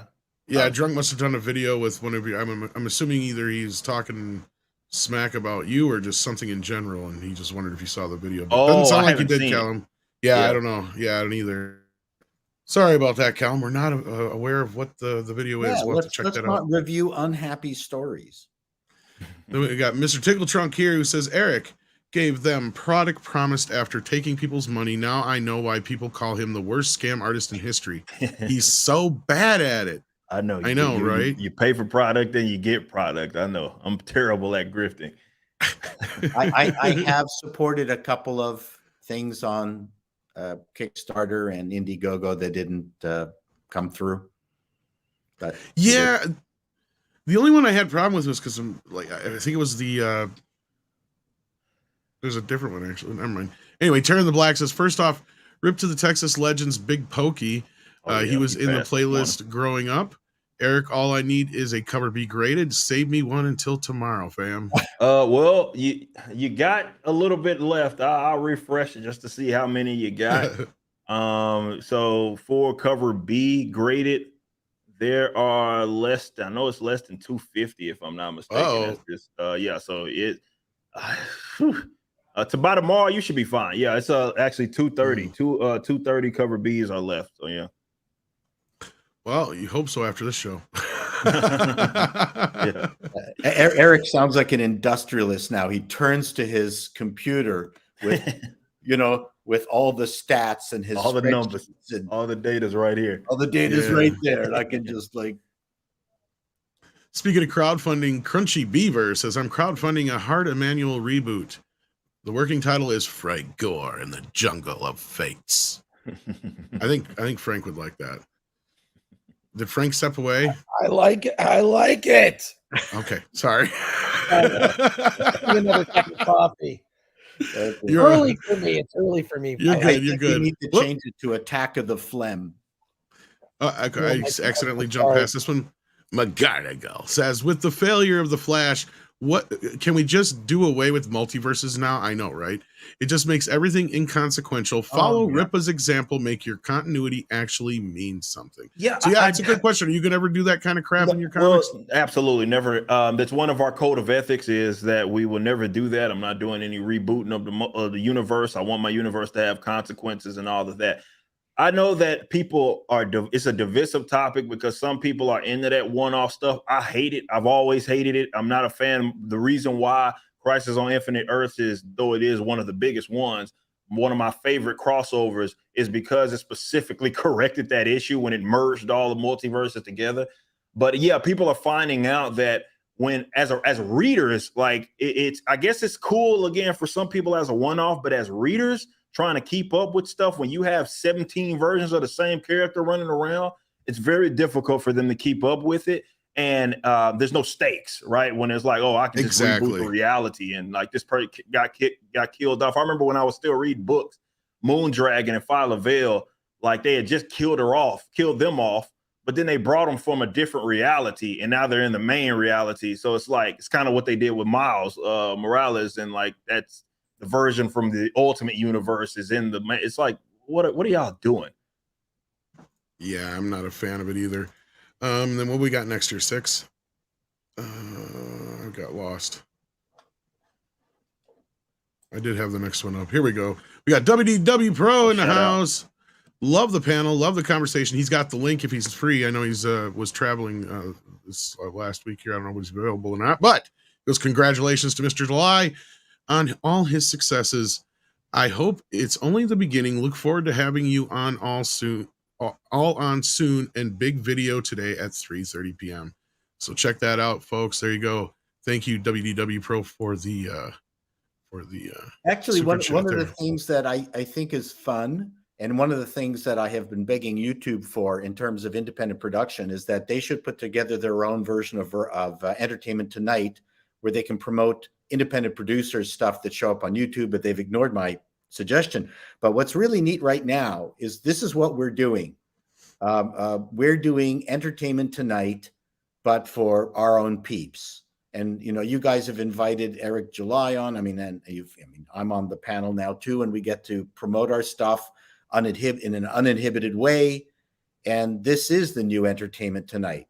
Forget about all the glossy gossip and the Kardashians endlessly week after week. We can do good work for Eric, people like Eric. I think this is actually a hidden story and is very exciting. And then Taryn the Black says, I meant cover B graded. I ordered cover C already. Yeah. I figured out what you meant. But yeah, we have less than 230. Yeah, he did say cover B. Yeah. I thought he did too. That's what I was like, oh well, thank you for another super chat. Yeah, you must be on drugs, Taryn. No, hey. Yeah, they're good ones, probably least. Kaleki Oki, if I'm saying that right, says, "Hey Rippa, did you hear Chadwick Boseman died? Love your brother." It doesn't matter what channel that I go on. That I kind of figured, yeah. That's gonna follow me. That's yours, huh? Yep. Okay. Well, we got Sheep. Whoops. Thank you, Six. Sheep Sidian, who says you're gonna want a copy of Isom 2. I haven't read it yet, but it's fantastic. Shout out Sheep Sidian. He's our community manager. Big shout out to him. But yeah, that goes to show, even we keep a lot of stuff under wraps. Even only my creative team, my editors and stuff are the only people that have actually got a chance to actually read it. You know what I mean? So we keep it a tight ship over here. Here's a great question.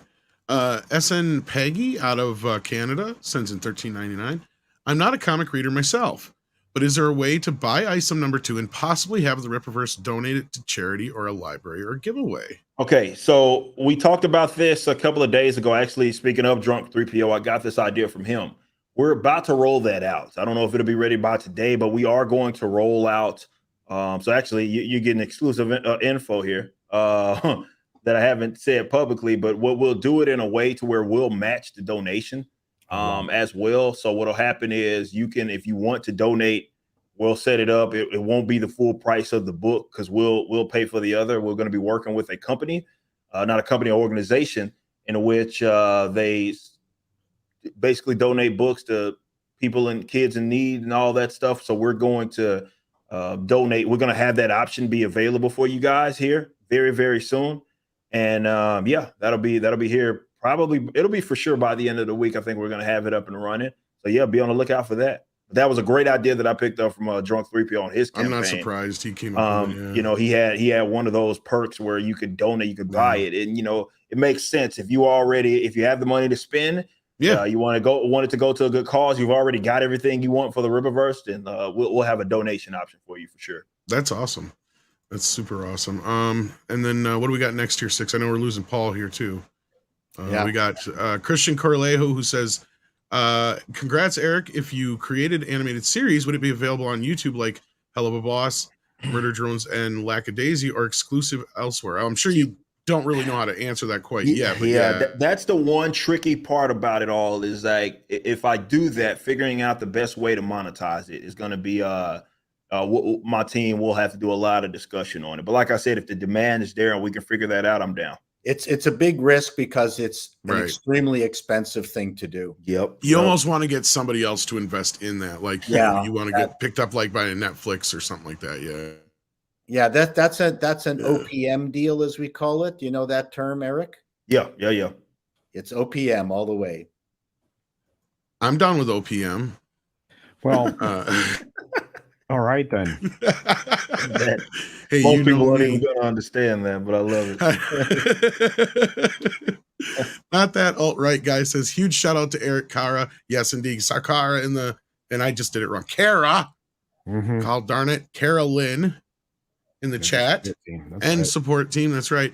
Was able to get the response from at least signed by Kara regarded an order in less than 8 hours during the site outage. Eric's got a great team. Yeah. Kara even put out a tweet letting you guys know she was busy. So if there was something, it'd be a little bit more. That's customer support for you right there, you know? Yeah. So yeah, you She guys is got a great amazing. team over She's there. been She is a huge asset to us. He's man. incredible. She is the absolute best. Then we got C-Man here who says, love Isom so far, but Eric, how long until you have to get a ESG? Well, I already have it, and it's probably 0, for sure, and it'll never go above that because I can't be bought. So yeah, I'm okay with that. Yeah. Support Andre and Industries with 0 in ESG score. I will just say Andre that. and I have That's been a knee sign of deep in that quality. crap lately. Yeah, I was just gonna say, if you haven't checked out our video on ESG and all that kind of stuff, check it out. That's really Marksman of 11B says, Eric, did you know there was an indie comic pirated by Japan? So the creators made a Japanese translation. Even Japan wants to read good Western comics.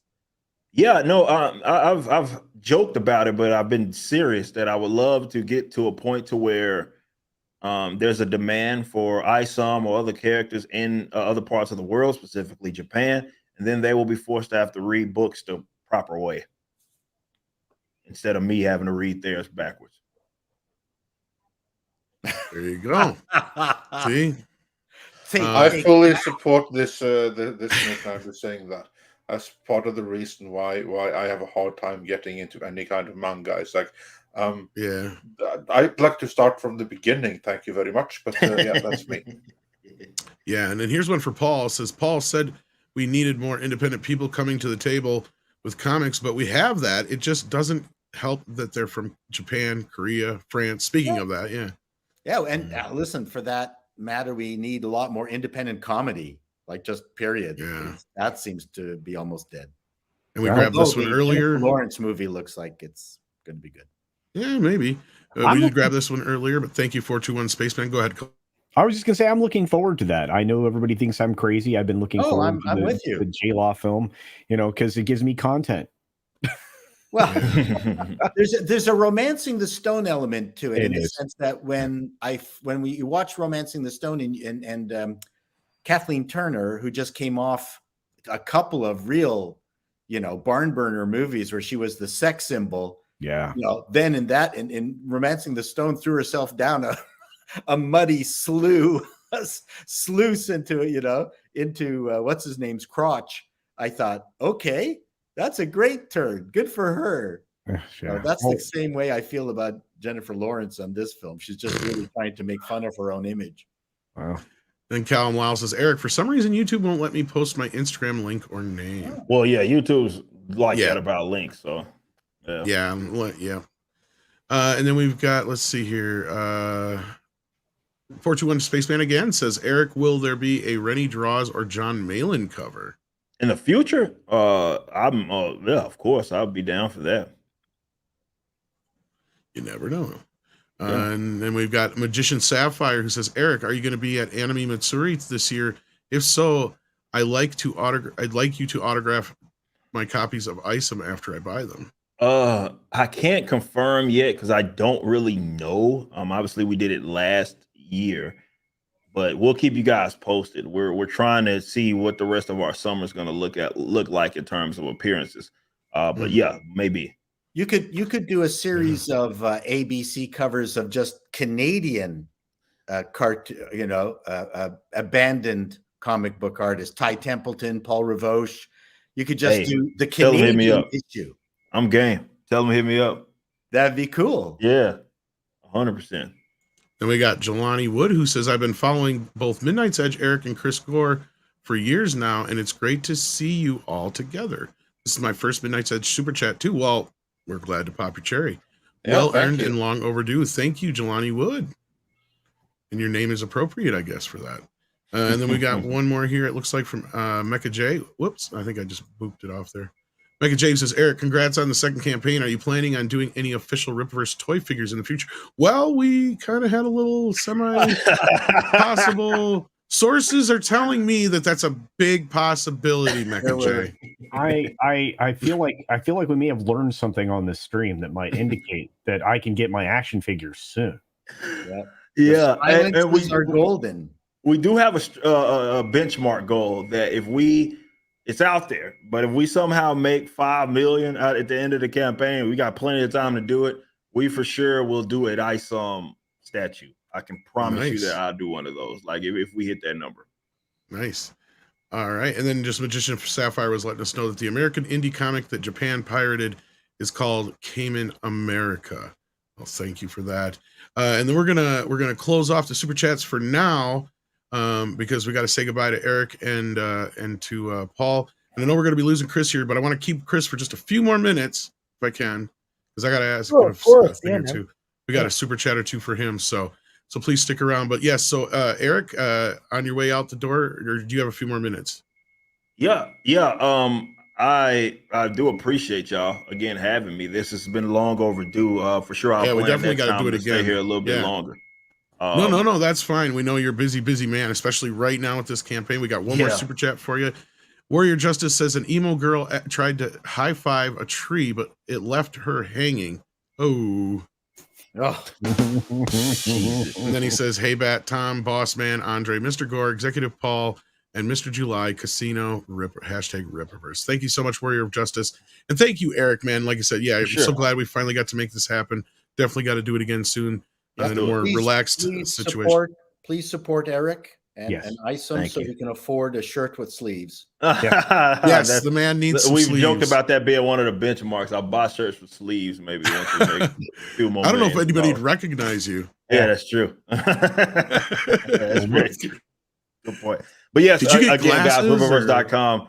If you want to get in on the campaign, we greatly appreciate it. You guys are going to thoroughly enjoy. If you loved Isom 1, you're going to really love Isom 2, diving into the history. The big point here with Isom 2 is you're going to learn why he hung up the suit in the first place. So you guys will get in on that. You can read the short story, though, over at Rippaverse.com and get in on the campaign. And like I said, appreciate everybody here showing love and support. It's always great to be here with you all, as Chris as well. Appreciate y'all so much, man. And this has been fun. Thanks, Thank you again, Eric. Congrats. Take care, brother. Thank y'all so much, man. I appreciate y'all. Awesome. And Paul, what do you got going on that you got to plug on your way out the door? Well, I'm editing the Mark Asquith video about the Silver Snail and his relationship with Neil Gaiman and Frank Miller. It's all really good early comic book stuff that nobody will watch, but I'm very proud of it. It's great history. Kind of sounds like my recent project. Yeah. This will be good. I'll watch it. I know. We can't wait to check it out. And when's my next TV Guide video? That's one of the reasons I got to leave. The courier screwed up the delivery of one of the TV guides I bought off. You gonna go beat him up? No, eBay. They said, no, I'm not home. This is the wrong address. And no, they lied. And now I got to travel an hour to the courier depot to pick the fucking thing up. So oh man. All right, well, I'll be thinking about you the whole time. Thank you. So I got to run. Thank you very much, everyone. Love you, brother. Take care. Show. It was nice to it was an excellent show today. Thank you for being here. It was appreciate good. it. And have a good rest of the show and rest of the day. See you Wednesday. Oh, it's gonna get spicy here because I'm about to ask Chris about Indy. Ooh. Here we go. I'll listen from the car. Awesome. Safe. Bye, everyone. Thank you so much, Paul. On that note, Callum Lyle has a super chat here for 5 Australian that says, Chris, I saw your review of Indy 5 and the Karen. Oh, no. No wonder everyone hates modern day West women. MGTOW for me. So, yes, Chris Gore, you've seen the thing.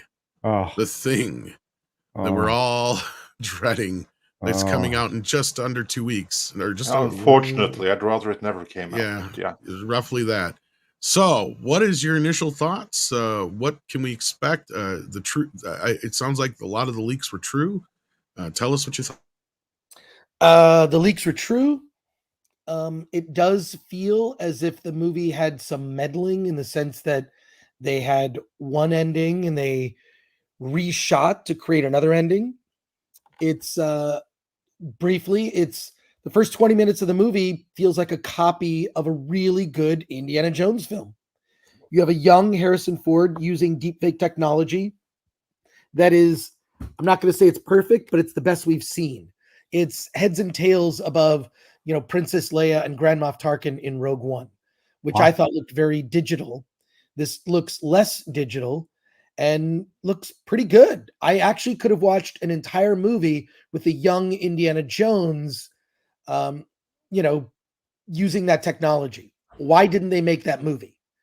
Because after that first 20 minutes, which is an action sequence involving antiquities on a train being sent to Hitler on the way to Hitler at the end of World War II, as World War II is ending, and they're in pursuit of a couple of specific antiquities.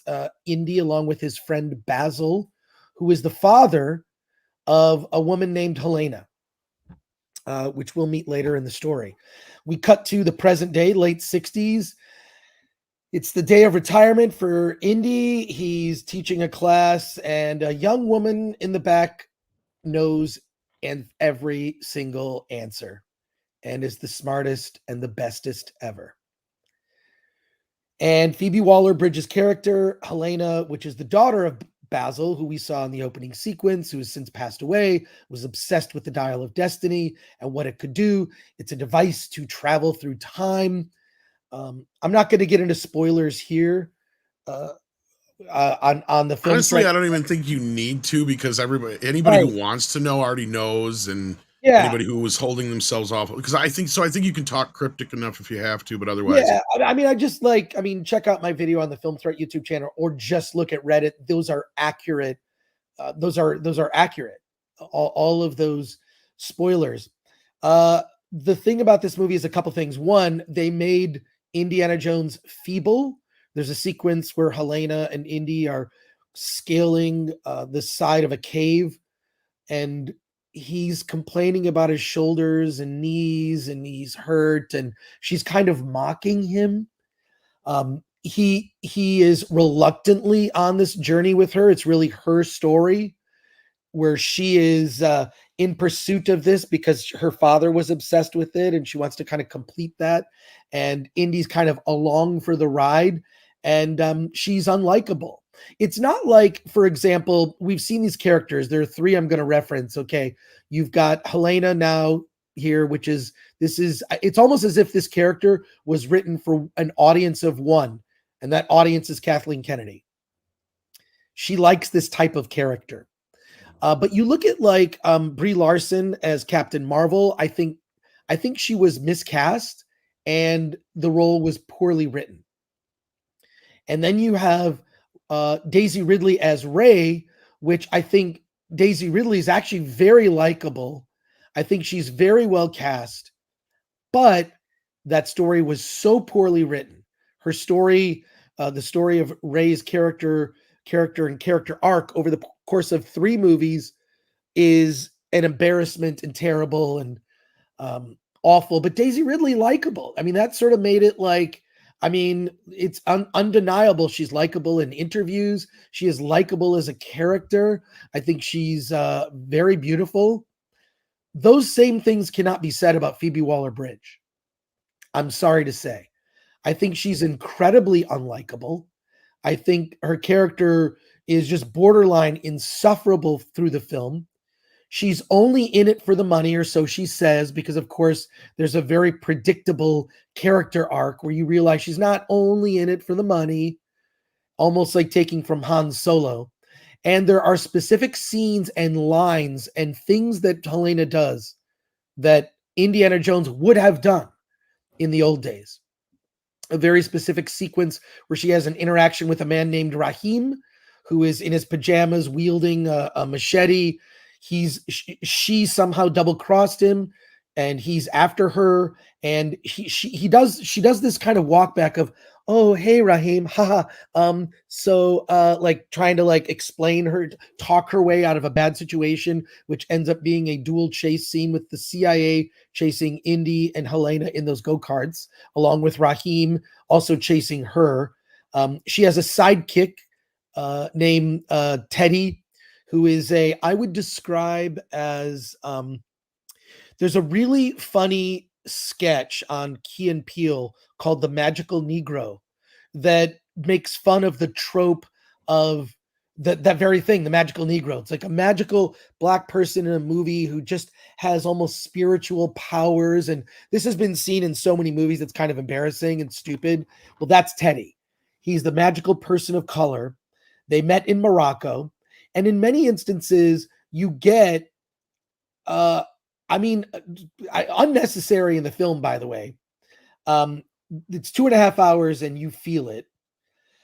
You get Helena's backstory. You see Helena as a 12-year-old girl, which was the last time that she and Indy had an interaction with her father. You hear the story of how Helena befriended Teddy and he became her sidekick. Like, they're setting her up. And even the ending, which I won't go into, the movie ends with, Indy at home, whatever. You see a little iris in on his hat.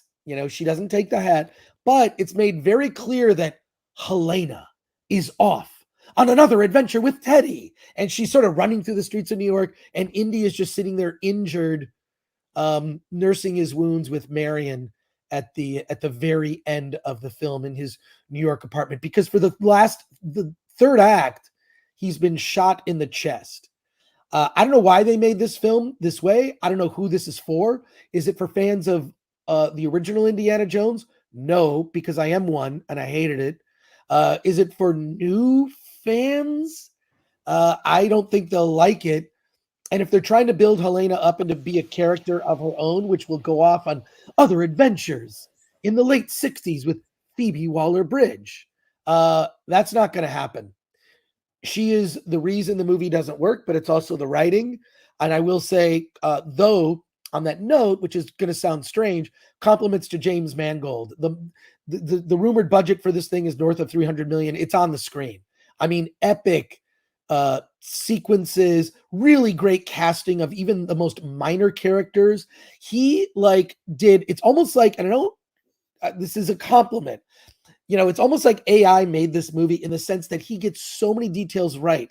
There are so many minor characters that are memorable because he cast so well. Like, they're very recognizable. As soon as you introduce a minor character, you recognize they're a type, right? And you follow them, and it's that good mix of like action, humor, Indy in impossible situations, and kind of improvising his way out of them, in pursuit of a goal.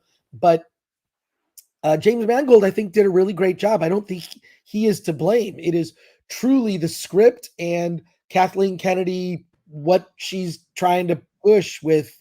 I mean, it's everything that you despise about the sort of modern feminist character is embodied in one character. This movie will be an example as to why this doesn't resonate. In addition, one last thing about her, it's made very clear that she sleeps around to get ahead. She slept with Raheem. She sees a shirtless guy as they're about to go scuba diving and says, oh, well, my day's getting better. You see them in another location and there are a bunch of foreign men hanging around, and she's like, oh, gonna be fun today. Like, it's made very clear that she's just banging dudes left and right, which seems really weird. I don't know that Kathleen Kennedy's projecting something. It felt strange. It just felt like, is this? She may be lacking something in her life. It just felt like, so there's like 3 key moments where like Phoebe Waller-Bridge is, it's just made very clear that she's like, she's not looking for a boyfriend, not looking for a husband. She's just looking for some D. So there you go. Some foreign D, so to speak.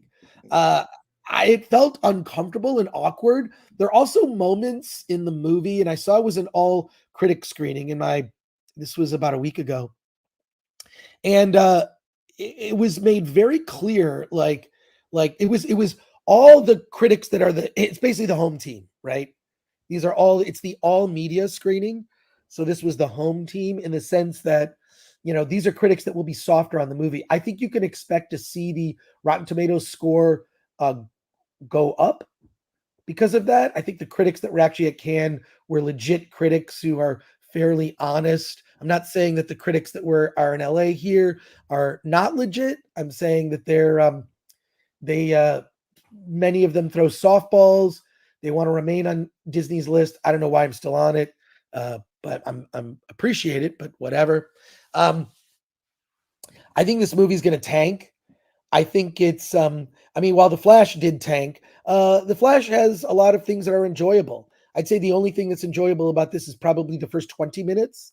The ending, that third act, is a colossal disappointment. Was not well thought out.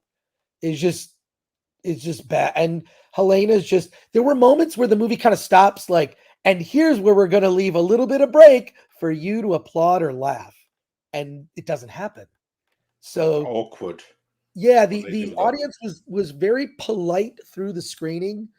Polite, kind of tepid, like laughs and whatever. They did applaud at the very end, maybe because it was over. But why they would cast Phoebe Waller-Bridge in this, no track record of box office.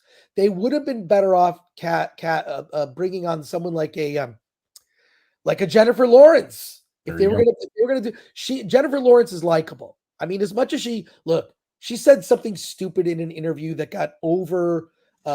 Jennifer Lawrence is too pretty, and remember, attractophobia is real, Chris. That's the problem.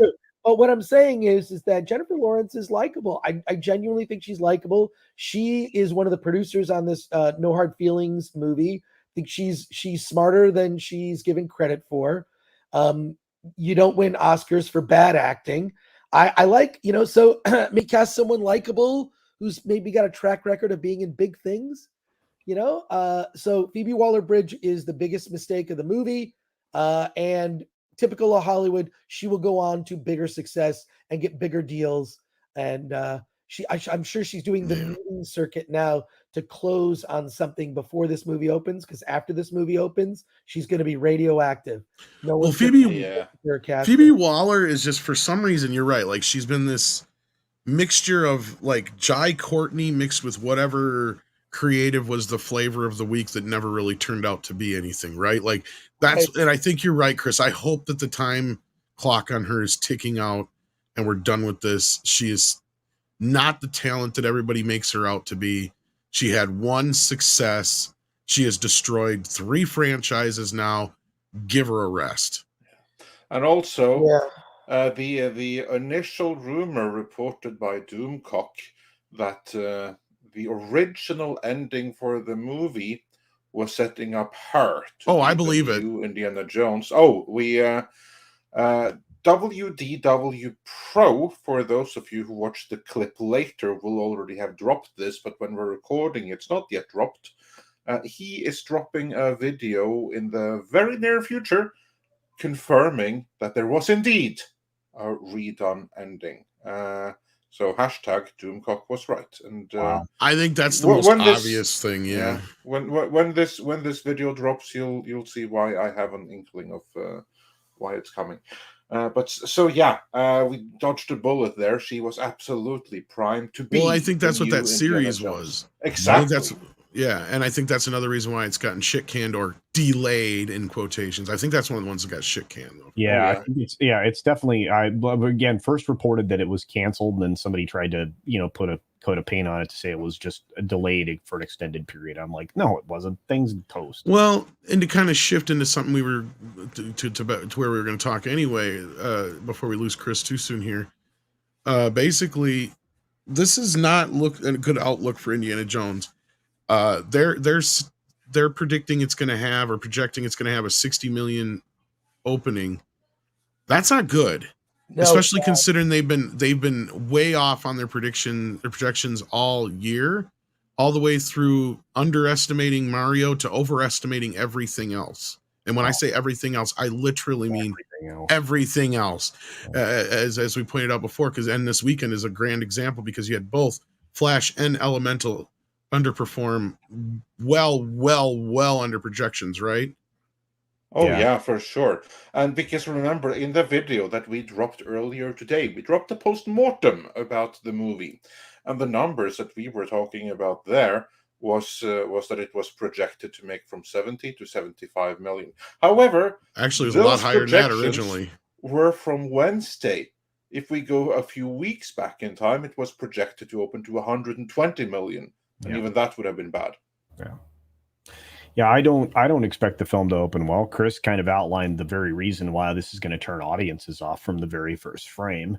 And to me, if you're familiar with Phoebe Waller-Bridge, I mean, the only thing she can play is herself, and she comes off as a bit of a, sleep around kind of person. And everything from Fleabag to anything else that she's ever done has been highly sexualized with her particular brand of feminism. And I think that bringing that to the table in an Indiana Jones film, where at best the romance has been kept very muted, just overt sexuality and whatever wave of feminism you want to call her, I think it's not going to play well for this audience. And they need the male audience, just not the way they're trying to get the male audience. And I think everybody's right here, between Paulie, Chris, and everybody. I think this is targeted at a particular group of filmgoers that just don't really truly exist. There's a very small cadre of these folks, and the rest of us are like, we're done with this. Thanks.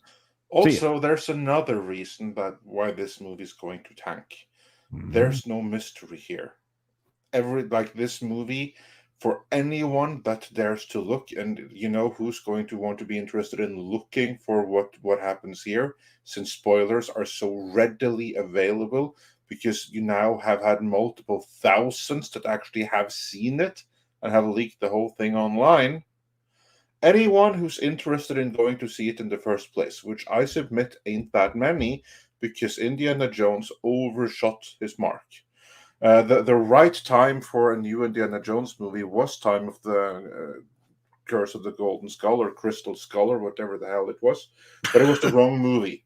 It was the wrong movie, and this time right now it comes on the heel of the wrong movie, and it's too late. And those who are interested, they're going to see right away that, this movie ain't for me. Well, Kathleen actually succeeded in her mission to get rid of 50-year-old plus out of the audience. Boy, did she. Well, success, I guess. Yeah, which means generationally, your products will be accepted by fewer and fewer numbers, because the dads and the grandpas aren't taking the kids to see these films anymore. That's the only thing, Culture, I think that this movie might have a shot at, because this is the weird thing, and I said this last week. I was talking movies with my dad, and the only movie he brought up this summer was Indiana Jones. Unless they are a demographic that are not being accounted for in this opening culture, like with Top Gun, I don't see this movie doing anything. That's the thing. But I will tell you, I was excited as my age group, 50 plus. I was excited to see Top Gun Maverick, and I told you it was going to do wonderful.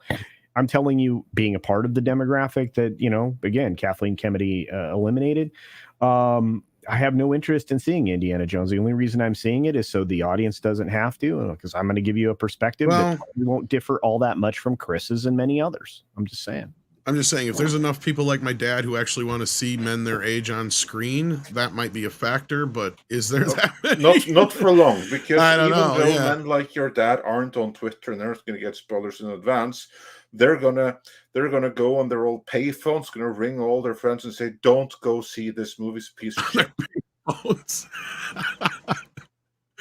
Well, and I think you got a point there, Andre, because I think this fine. They're landlines then. No.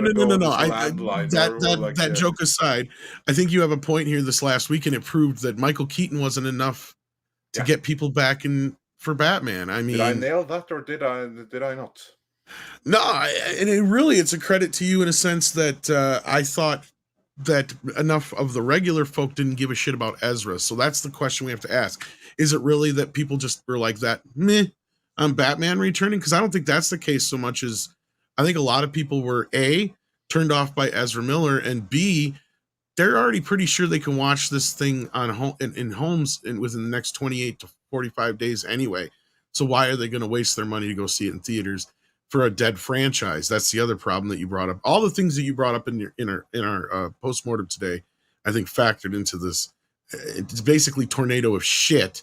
And then you have a movie that is basically every bad thing that we have had problems with superhero over bloated budget movies for the past year better, and multiverse movies and everything else. You know, it is just a perfect storm of shit, basically. I don't know if you agree with that, Chris and Culture and Andre, but I think that's kind of what this movie is. It's like the end of the line for more than just the Snyderverse and this DC universe. I think it's the end of the line for some of these superhero movies. While we still have Mr. Gore, what are your thoughts on the box office for The Flash? Let's get into that. Because the movie, again, projections, they were revised down and down and down as far as the like a burning ring of fire until we landed on $55.1 million for a movie with a cost of, that they haven't admitted to, but by all landmarks, that cost more than $300 million, opened to 55 million domestically and 75 million internationally, which basically equals worldwide rejection, because 75 million for a movie like this ain't shit. Yeah, a lot of it, people are saying it's Ezra, and sort of Ezra fatigue is part of it. I think it's so funny. Like, I was reading David Poland's The Hot Button. He's a film commentator who I have a lot of respect for. And he said that marketing departments will literally have what they call the wheel of blame, because the thing that always gets blamed is the marketing department in general. Marketing departments always get blamed, but it's not always their fault, right? And this, it's like they had, the inability to do any press. You've got, Ezra Miller, who is Ezra Miller, and you've got the Ezra Miller problem. You've got confusion among the fan base of just does this movie even matter? Does this movie matter now that James Gunn has been brought in? I feel like in a way he kind of just, the significance of these movies going forward is irrelevant because he's just rebooting the universe, right? Yeah. So why do I care? So I don't know. It's I mean, there are a million different, I really think it's a death by 1,000 cut situation. It's not any one thing you can point to. And then a movie that's mixed. I can't say it's bad because there are parts I had a lot of fun with. I think the CG is bad, but when I initially saw it, we were told that this is not the finished movie, to ignore certain things, whatever. I mean, there was a little introduction by the director who told us this. Actually, I'm very glad you brought that up. We have a story here. Tom, I'm going to put that in the private chat because I want to talk about the shockingly bad special effects here. Yeah. There's a story that's brought to us by Bounding into Comics, and this is... director Andy Muschietti, he claims that the CGI was shit intentionally, so that the audience would get the perspective of how confused. Exactly.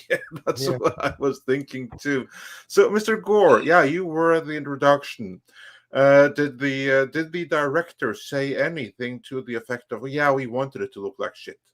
He didn't say that. He just said this isn't the finished movie.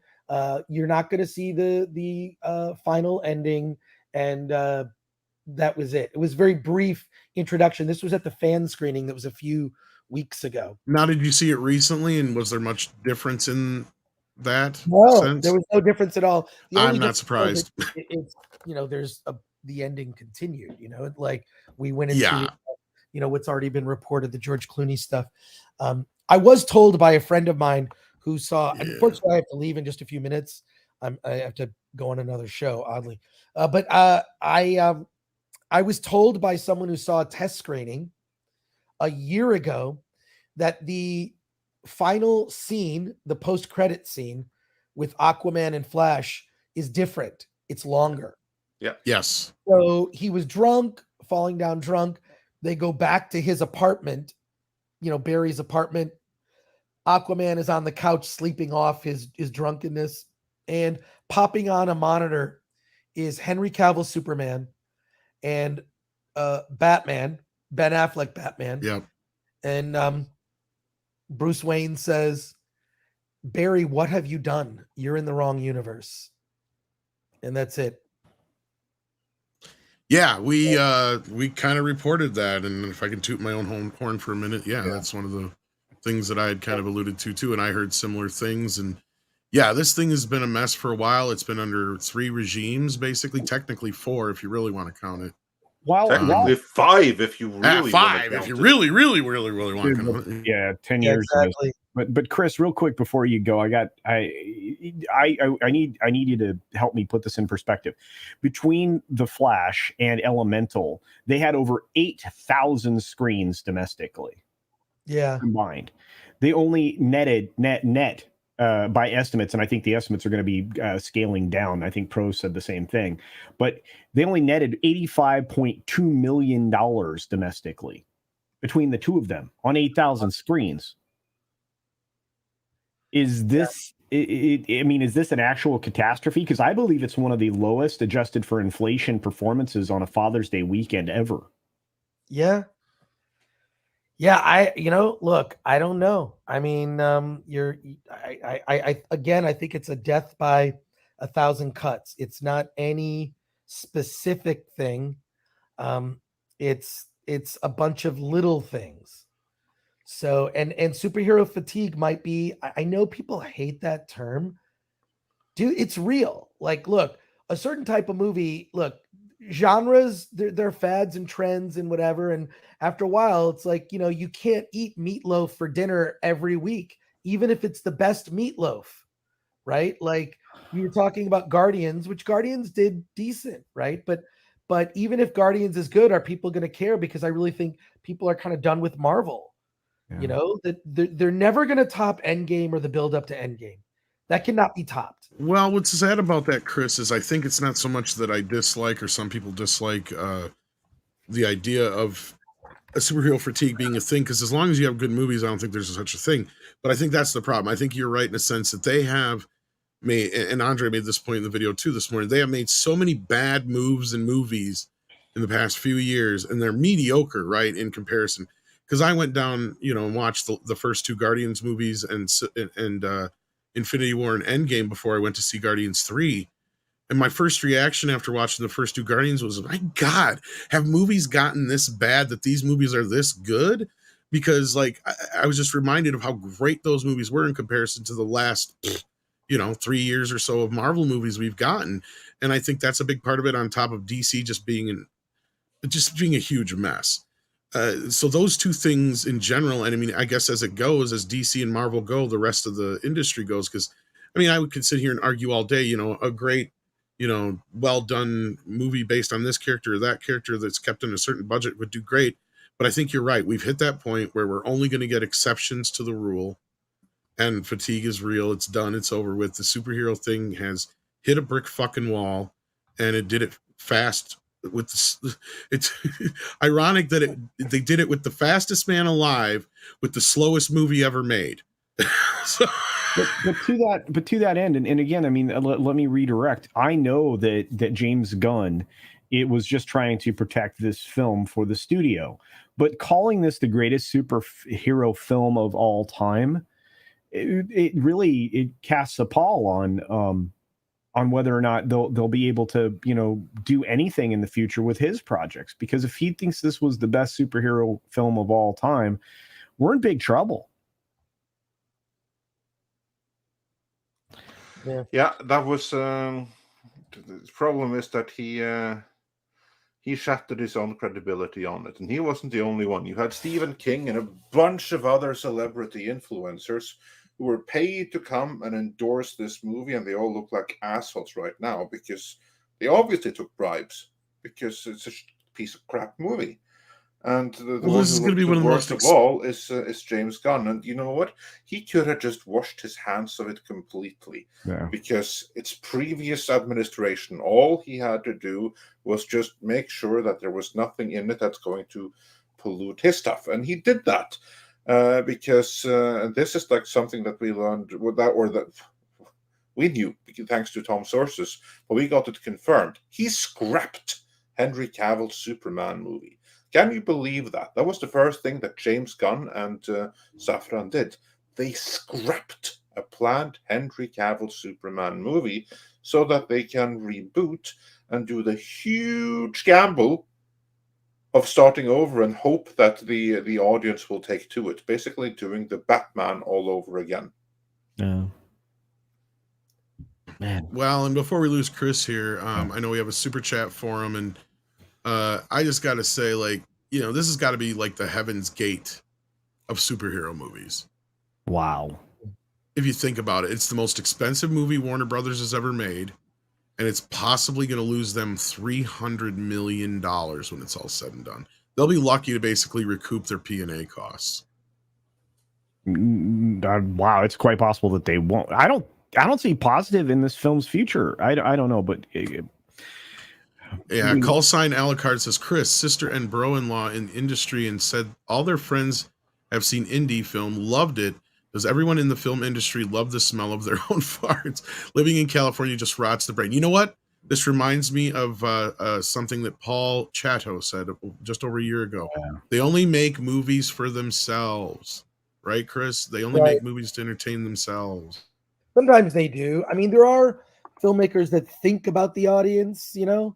I like to think I'm one of those people. Like when I was making Attack of the Dock, exceptions, this is not going to be over 90 minutes. I said 96 or 97 minutes was like my max, and that would be with credits.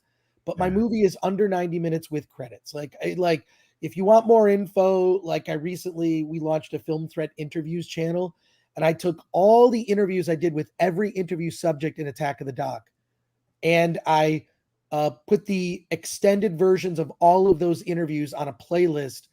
You can look up Film Threat interviews on YouTube. I posted it today. So it's like you've got so someone talks, like the head writer of Attack of the Show is in the doc for like 5-6 minutes. There's an hour and a half long conversation with him. Stories that, I mean, the unbelievable stories I wish I could have included in the movie, but it's also on the Blu-ray when the Blu-ray is for sale, but you can listen to them now as a podcast, kind of a podcast format. And I wanted to do that, but it's like, you've got to make choices. It's tough. Like there's not a movie I've seen this year that is over 2 hours that could not have been cut to 2 hours. That includes Indiana Jones. That includes The Flash. That includes John Wick 4. I could go on and on and on. That includes Little Mermaid. No movie. I'm tired of these movies north of 2 hours. I'm about to go into a gore rant, but I actually got to go. I got to run to another. No worries, thing. Brother. Thanks for having me. I'll be here next. Thank you for being here. And everyone who's listening right now, please check out Film Threat. Check out the Film Threat interviews channel. And you are all invited to be part of the jury at 1 p.m. Pacific time on Critics Court, Star Wars on Trial. We've got amazing guests this week. Count 7, which is disrespecting legacy characters. It will be our biggest episode yet of Critics Court. Don't miss it. Oh, wow. And thanks for having me. See you guys next week. Thanks, Frank. Take care, brother. Thanks for joining us. Later, Chris. All right. But yeah. So we got some super chats to get to. We're going before we do, let's briefly talk about the other movie that came out and bombed. Well, I was going to say, before we get into that, I just wanted to toot my horn just a little bit with You should. This article here, because this whole article gives you the exact timeline. That it's kind of weird that if you go back, you can almost probably draw parallels to my reports as to what was going. And it was chaos. It was utter chaos. Because we were hearing Mike DeLuca and Pam Abdi were going to reboot this, but they were going to use the same actors. This confirms it. Everything that happened. This confirms almost every damn thing I reported. And I'm giving myself a pat on the back right now, and I don't give a fuck. Because I go for it. You deserve it. I fucking knew it. Oh! Yeah. That clip was called for. like when I read this, Andre, it was like a huge vindication. Like that, I couldn't think of another feeling of what it felt like to be vindicated like that in my whole life.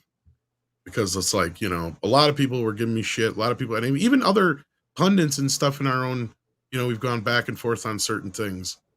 But I mean, this to me, proves everything I've said, or at least pretty much everything I've said, to be accurate. So, yeah, go ahead, Andre, if you want to cover a little bit of this one. Yeah, well, basically, the story here of this feature article is the behind the scenes story of the end surprise cameo with George Clooney and how that transpired. And throughout the course, then they go through the different iterations that the movie has been through, at least very, very easy, because we have actually been much, much more comprehensive in our coverage. Everything here supports our coverage with the DCU and everything like that.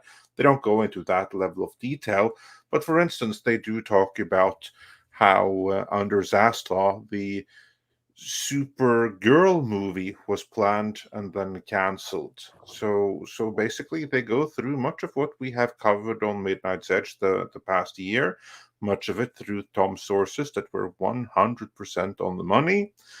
They go through how the movie was originally supposed to just have Michael Keaton and Sasha Kaye. This was when it was supposed to lead into the DCU. Then Zaslav came. Then you had Ben Affleck and Gal Gadot and Henry Cavill back in the fray again, and then of course, then James Gunn came in, and he's going to reboot everything. So then they decided that, you know what, we can't have all of those people because that's making a promise we're not going to keep.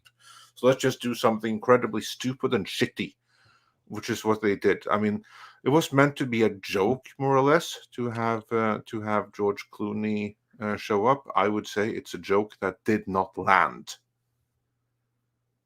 And what was completely ridiculous was having the post-credit scene. I mean, that served no purpose whatsoever, because that the drunken stupor scene, that also went through different iterations.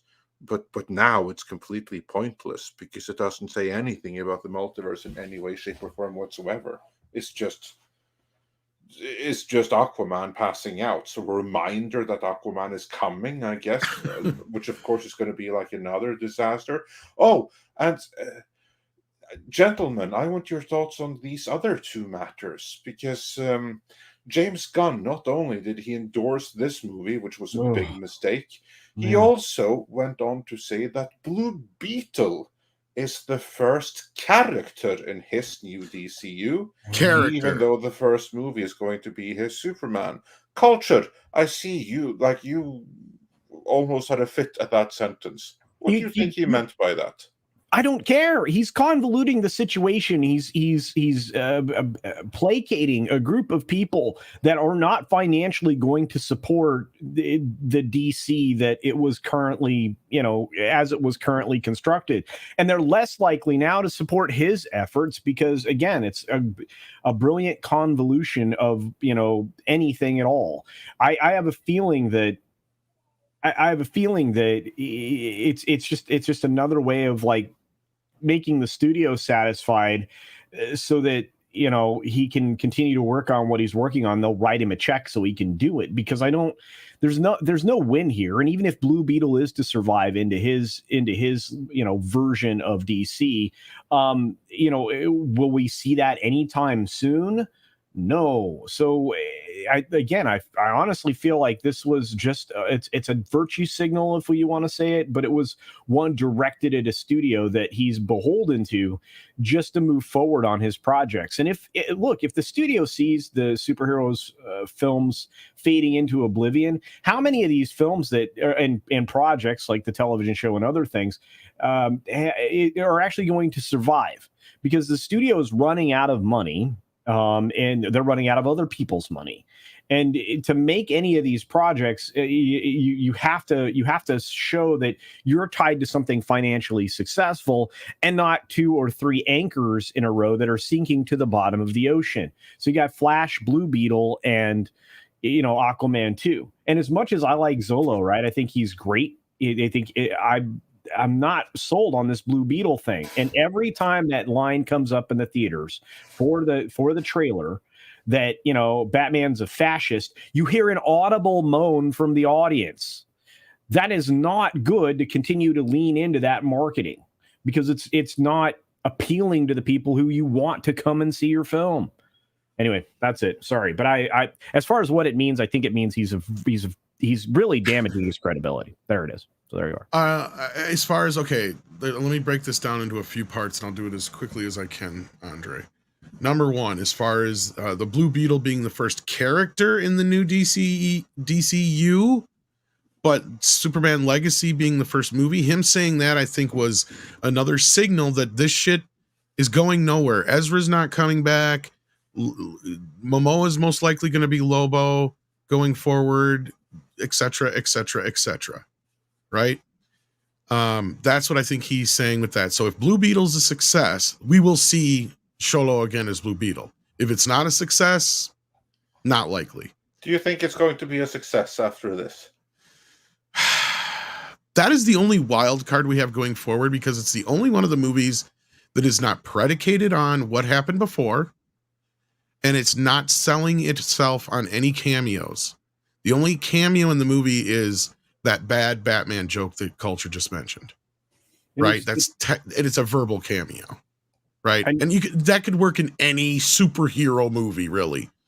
You could just bring up the character like that. Almost. And you have bad bitch female boss chick in this thing that was perfectly cast if you're going to turn the audience off, or have them loathe her. Look, I want Blue Beetle to be a good film. I know, just for no other reason than I'm just saying that it's and it was cheaper than the rest, so it has more of a chance to profit at the end of the day.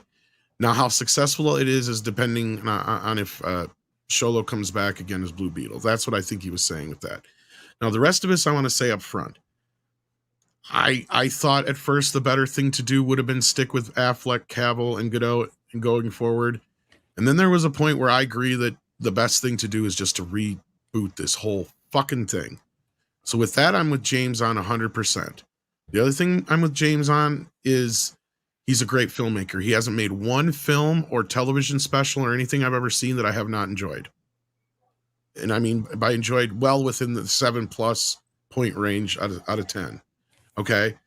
Now, that being said, I believe his handling, Zaslav's handling, DeLuca and Abdi's handling of this changing of guard has been one of the worst snafus in the history of cinema.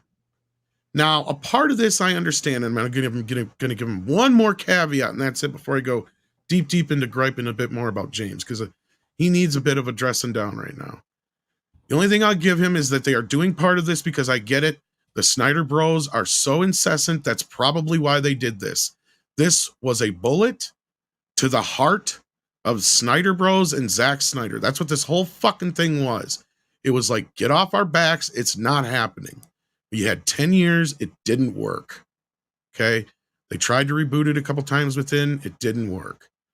I agree wholeheartedly that this is the direction to go. What I don't agree with is him out here over 2 years before Superman Legacy is supposed to be out, talking to the press, going out and saying all these things. Clearly, this thing with George Clooney, this is why I kept saying to people, this is not going anywhere. It's not. This is going to be a hard fucking reboot, folks. And on that note, James, if you're going to do it right. None of this Amanda Waller sticking around shit. None of this your Suicide Squad is sticking around shit. And I'm sorry, and I apologize, Andre. None of this John China sticking around shit as Peacemaker either. It all gets rebooted. Now, that's still a plausibility, because before this, he was saying that Peacemaker 2 was still coming, and it sounded like it was coming before Superman Legacy. Now he's saying it's not coming until after Superman Legacy. Which would suggest that it's canon with Superman Legacy. That, or I think it's completely not going to fucking happen, Andre. I think he's just blowing smoke right now.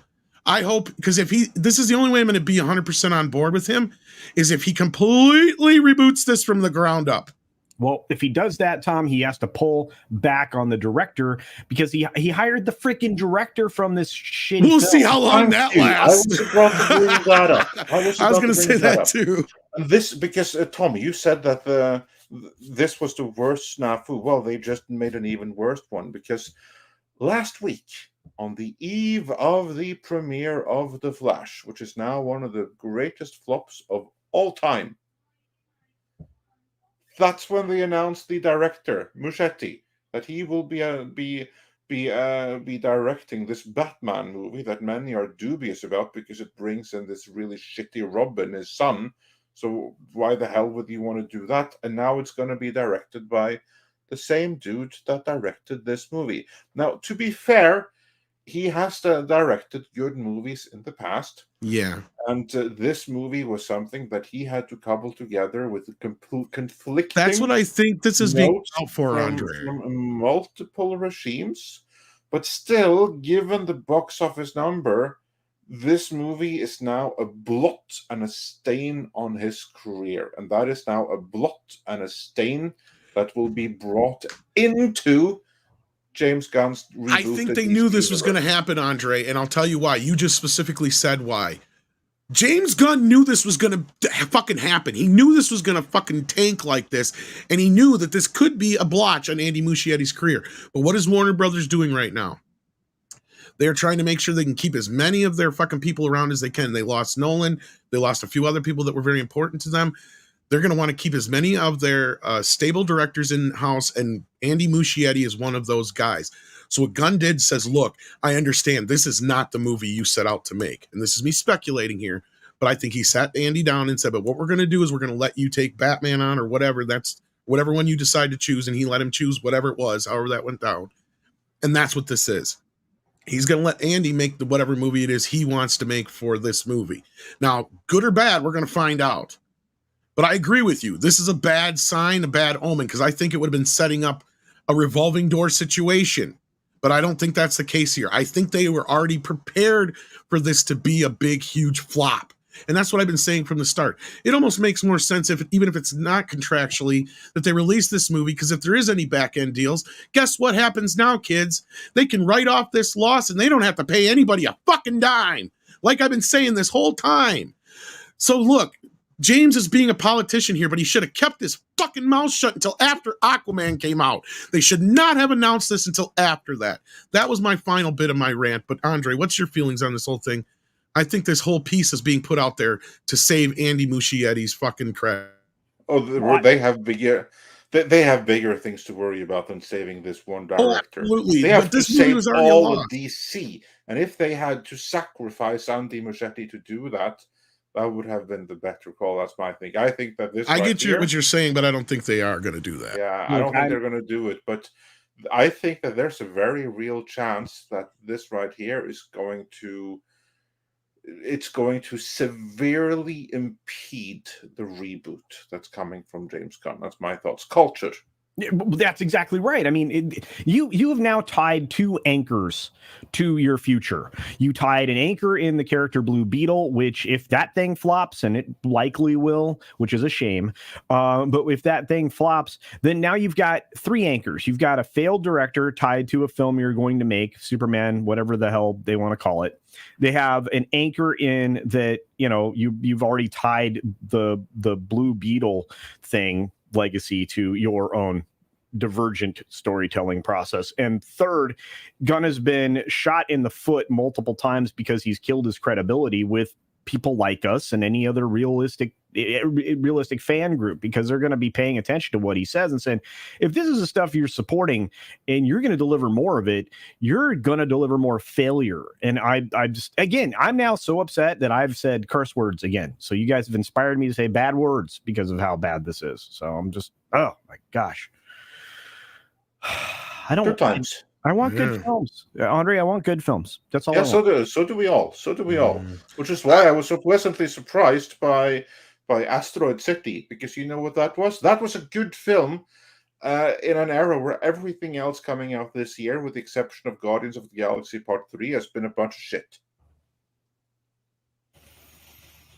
I want to see it, and I trust Wes Anderson, and you know, the things we talked about backstage. I really did like Megan though. Oh, Megan was. I was so surprised by that. Was that movie. not last year? No, that came out earlier this year. Yeah. Okay. Yeah, and again, I was lukewarm on it when it came out, but I thought it was serviceable for what it was. But it's grown on me, and maybe this is the unfortunate circumstance, people, that I keep finding myself in. Maybe everything is just so terrible that even the marginal things are getting praise, because you know there are things that you as an audience member may accept now that you wouldn't have 10 or 15 years ago. And that's not, I mean, that's detrimental to advancement of art and innovation. But I mean, they're driving this bus the wrong direction. It's been going that way for a long time. I can't, like I said, I'm interested in seeing this Wes Anderson movie, Asteroid City, because of what Andre said backstage and what he's also said here on the stream. It sounds like it's a film that has perfect timing and perfect messaging for what we're dealing with right now. Yeah, and I get it. Megan is, you know, cheesy fun, right? Like, I get it's not like my favorite films of the year so far have been not really this kind of stuff. It's been Tetris and Air, which did get a minimal release, but those are my two favorites. And then otherwise, you know, I give praise to things like Renfield, which I thought was an original spin on a classic horror film. But I get it; that's not for everybody either. Much like Megan.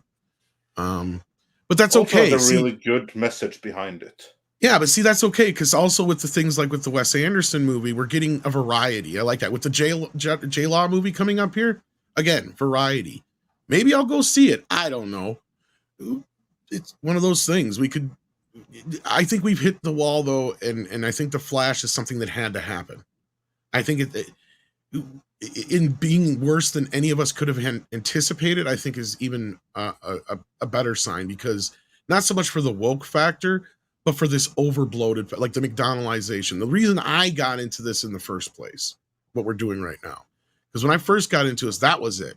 The Ghostbuster thing came along, and that's what brought the woke factor into this whole thing. And then from there, it went into this. It's like, if you want to talk multiverses, it skewed us off into a whole nother multiverse. It was weird. But my initial idea of getting into this whole thing was like, look, we cannot keep making these movies like conveyor belts, like burgers on a conveyor belt. They're all going to turn out the same eventually.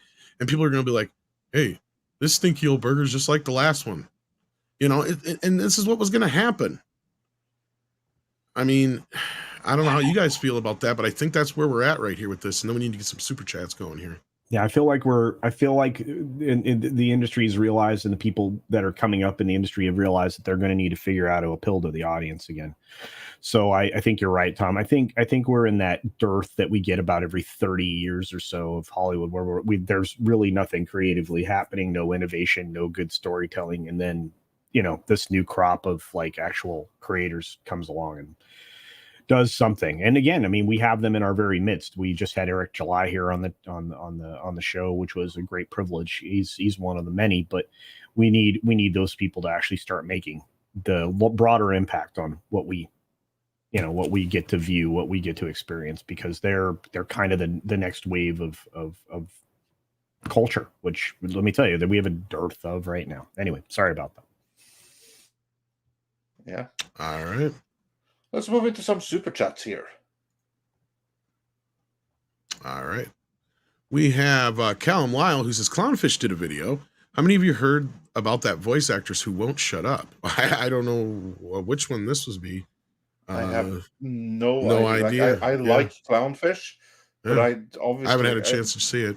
Being a content creator, I don't have time to watch every video of every channel. I have no idea what this is in reference to. So yeah, I'll have to do some investigation in this. Maybe we'll talk about this on Mead tomorrow if I get a chance to check into it. But thanks for bringing it to our attention, Callum Lyle.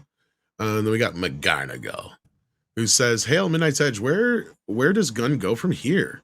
Blue Beetle and Aquaman are doomed. Does Muschietti deserve to get Batman Brave and the Bold? How can they educate audiences on the reboot to distance it? Okay, well, I think we kind of already answered does the Muschietti deserve the Brave and the Bold? I guess that depends on who you are and who you ask. I think part of it is plausible, like my explanation of they knew this was going to end up being a disaster, and since it's been reconfigured so many damn times from Muschietti's original plans, that they're giving him Batman as a gimme, as a makeup for it. As far as how can they educate the audience on the reboot to distance it, I honestly think they should have waited till after Aquaman. They had 2 years, almost a year and a half, to basically get people used to this idea that things are going to be rebooted. Right after Aquaman came out in theaters and tanked is when they should have announced Superman Legacy. What do you guys think? And also, I would like to add to that no director deserves to get Batman. At most, that's fair. Muschietti deserves to get another completely original, low-budget movie of his choice. If anything, he deserves that. No director deserves a tentpole movie like Batman. This is what has me worried, him getting that. Like, if James Gunn has decided that, you know what, you have exactly the kind of traits in a director I'm looking for to bring out these and these aspects I'm interested in, then fine. But you know what, just this happening the way that it does, that leads me to think that that didn't happen. That this is exactly as you said, Tom, some kind of like, we'll make it up to you this way. You don't make things up with Batman. This is the movie that has to work, and we already have doubts about it, and this is not making them any better. And Muschietti can be the best director in the world for all I know, but the fact of the matter is that right now he is stained, and I would welcome a movie where he can go and redeem himself, even though it wasn't his fault how this thing here turned out.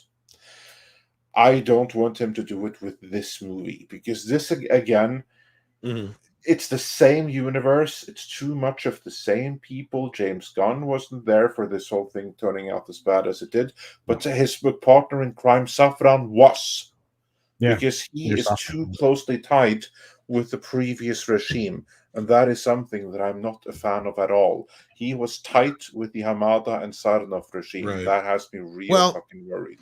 Let me give you a couple things that may put you at ease. I think one of the reasons, because he's the only direct. Because here's the thing, Patty Jenkins ain't coming back. No. He's the only one of all the directors that have worked on any previous Marvel projects so far that I believe has been.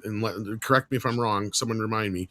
Because anybody who's even been remotely discussed, like Mangold for Swamp Thing and the other stuff that's going on, he's the only one that is coming back. Now, they said something about Ben Affleck coming back and directing, and he said, I told him, fuck no. He did. Yeah. So there we go. Like, as I'm saying, is my point is here, I think part of that is him and Andy have very similar tastes. If you look at the type of movies they've made, he did it. And that could be, it. But still, and that's just my personal thing. I'm not saying that's a fact. I'm not putting myself out there for Andy Muschietti. It's not fucking worth it. But I think that's the only other reason he's getting involved with this is because he's the only other director so far that we've seen that's remotely been from the old DC regime. I like I said, I don't have a lot of faith in what Gunn's bringing to the table now. And again, it's just based on, what he's willing to do to move forward. And again, he didn't have to come out and be so effusive in his support of this Flash film. He merely could have said, hey, this is going to be a great opportunity for the studio to wrap up this saga. This is just like James Cameron and Terminator all over again is what it is. Only worse. Because it's an entire... Only worse. Exactly. Yeah. Because it's an entire, franchise, not just one thing like Terminator was. But we need to get through these super chats, guys. You've been very patient, like Dr. Long Dongler, who's had his thumb up for cripes a long time. So please hit that thumbs up because I'm sure his thumb is cramping by now. Walter Tomaszewski sends a $9.99 says, if Disney default on their debt, could they leverage it into a loan extensions or bailouts? JM Kynes once observed that if you owe 1K, your banker calls the shots, but if you owe him 1 million, you do. That's an interesting point. Now, I'm not a financial dude. That's we have Culture and Mikey and such for. Do you have anything you can add to this? And Andre, you also know the financial thing too, but I wouldn't even begin to weigh in on this because Disney's got a great deal of collateral assets, whatever you want to call it, that they could certainly leverage to solve a lot of issues. They also have a lot of stock in treasury to dole out if they had to, but that would further exacerbate a problem they already have, which is a collapsing stock value. I don't know, Andre, do you have anything about that? Yeah, I would say, of course, you have ways out of the thing. Right. Also, Disney, they have some very strong political ties, except for in the state of Florida. But everywhere else, they have some very strong political leanings. Now, does that mean that they would be in charge? No. But I do believe that there would be some kind of solution where they would ultimately come out, if not on top, then okay in the end. But really, it's not a good solution, because even if there were to come such a situation where they were to default, although they would come out probably okay at the other side of it, in the meantime, it would be an utter disaster where it comes to share price. Yeah. Heads would roll, because this is a publicly listed company. Iger would not survive it. No way. Like, this is something that would require human sacrifice. So Disney would come out somehow on the other side of it. Someone would be there to make sure that that Universal would get their due in a manner in which Disney can live with, and the sun would rise again, but it wouldn't rise on some select people, and Bob Iger would be among them. There you go. Then we got What's Your First Thought, who says, I hope you all had a great weekend. Well, thank you. What's your first thought? And hopefully you did too. And happy Father's Day if you are one. Probably better than Hollywood. Hundreds of millions of dollars lost from Elementals to The Flash. What's your first thought on the matter? Hillman says, well, we've thought about talked about some of the other things. What's our thought on Elementals? We haven't had a chance to really address that. This is a big deal, though, isn't it, Culture? Because this could be the end of Pixar, it's looking like. Well, I've got a video coming out on this later today, but yeah, things look really, really bad for the box office for Elemental. It was projected to do poorly. It is doing rather poorly. It's the second failure from Peter Sohn as a director. Didn't you guys look up last night that this is the worst opening ever for a Pixar movie, or somebody did? Yeah, this is 100% accurate. It is the worst performing Pixar film ever, and when you adjust it for inflation, it's not even close. It's not going to have any brilliance, outside of the country, either domestically. The international box office on this is incredibly weak. And again, I mean, $29.5 million domestic opening 3-day is catastrophic for a film that was over $200 million. It's about 100 million where it needed to be. Yeah.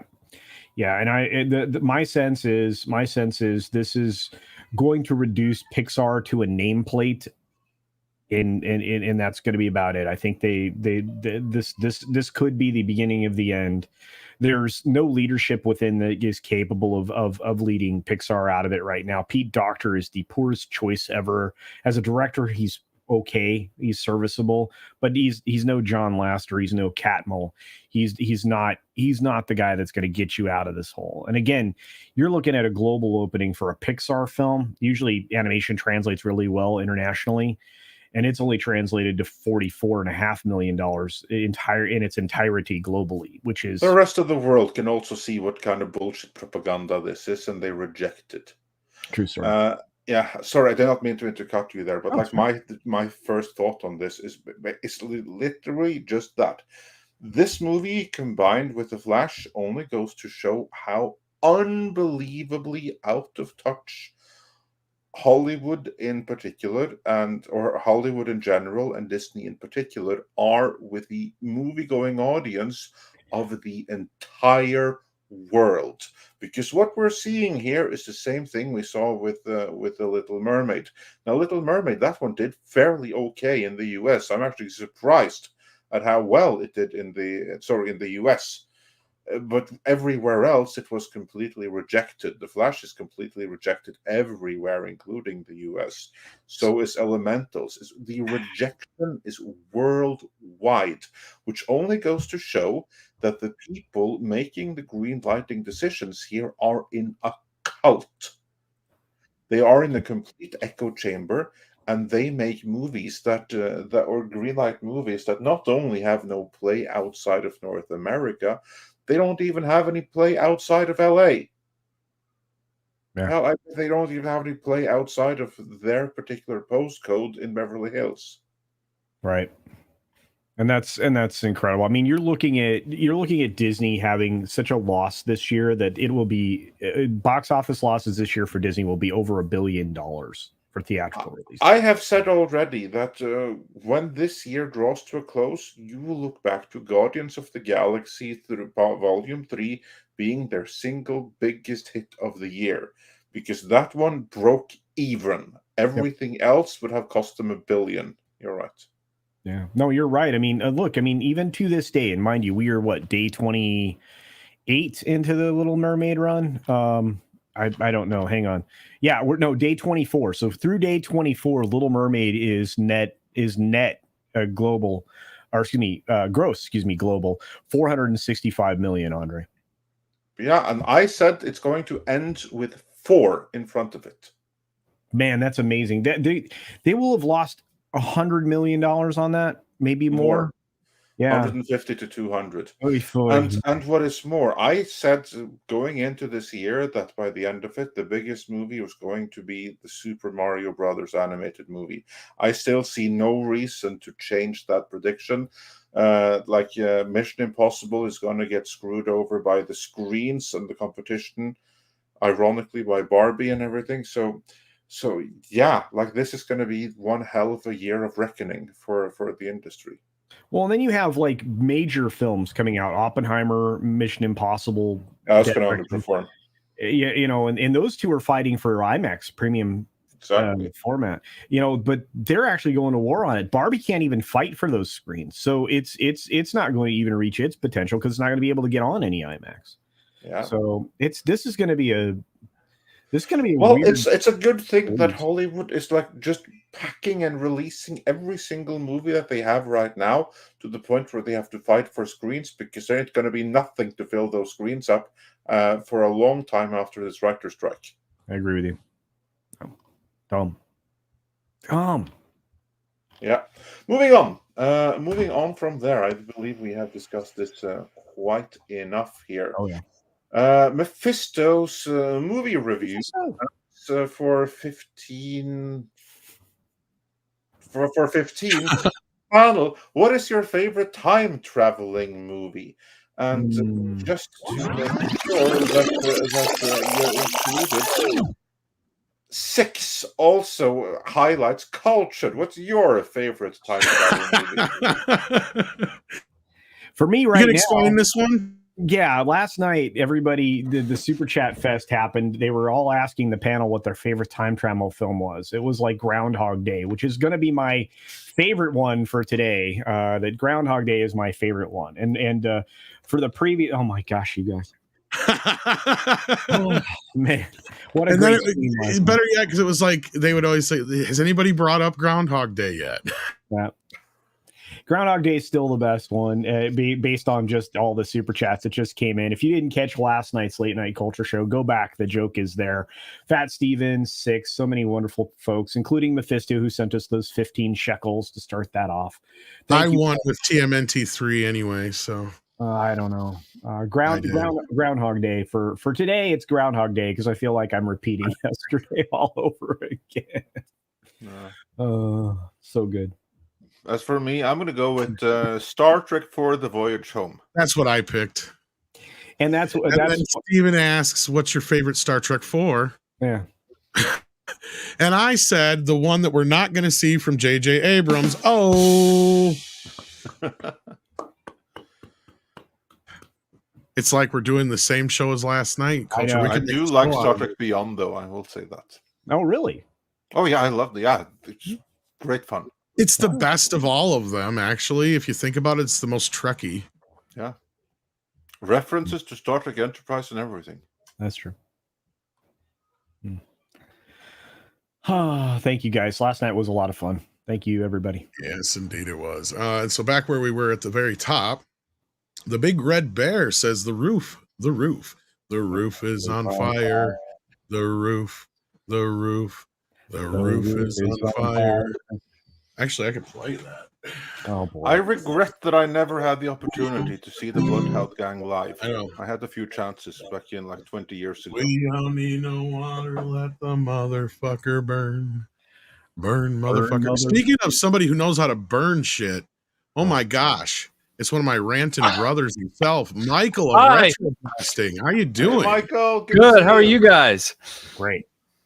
I got an invite from Tom, and I saw it. And I was like, "Oh crap! I got to get in here." And right as I was literally signing into StreamYard, my father-in-law called me, and I was like, "Crap!" So I had to talk to him for a minute. And now I'm here. So no worries. We're glad to see you. It's a rare treat to get to talk to you. How you been? fine. Can't complain. I don't want to derail the conversation. I just appreciate Tom sending me the invite because I had my free time here. I'm waiting for glue and JB Weld to dry, so I'm it's a video I got coming up.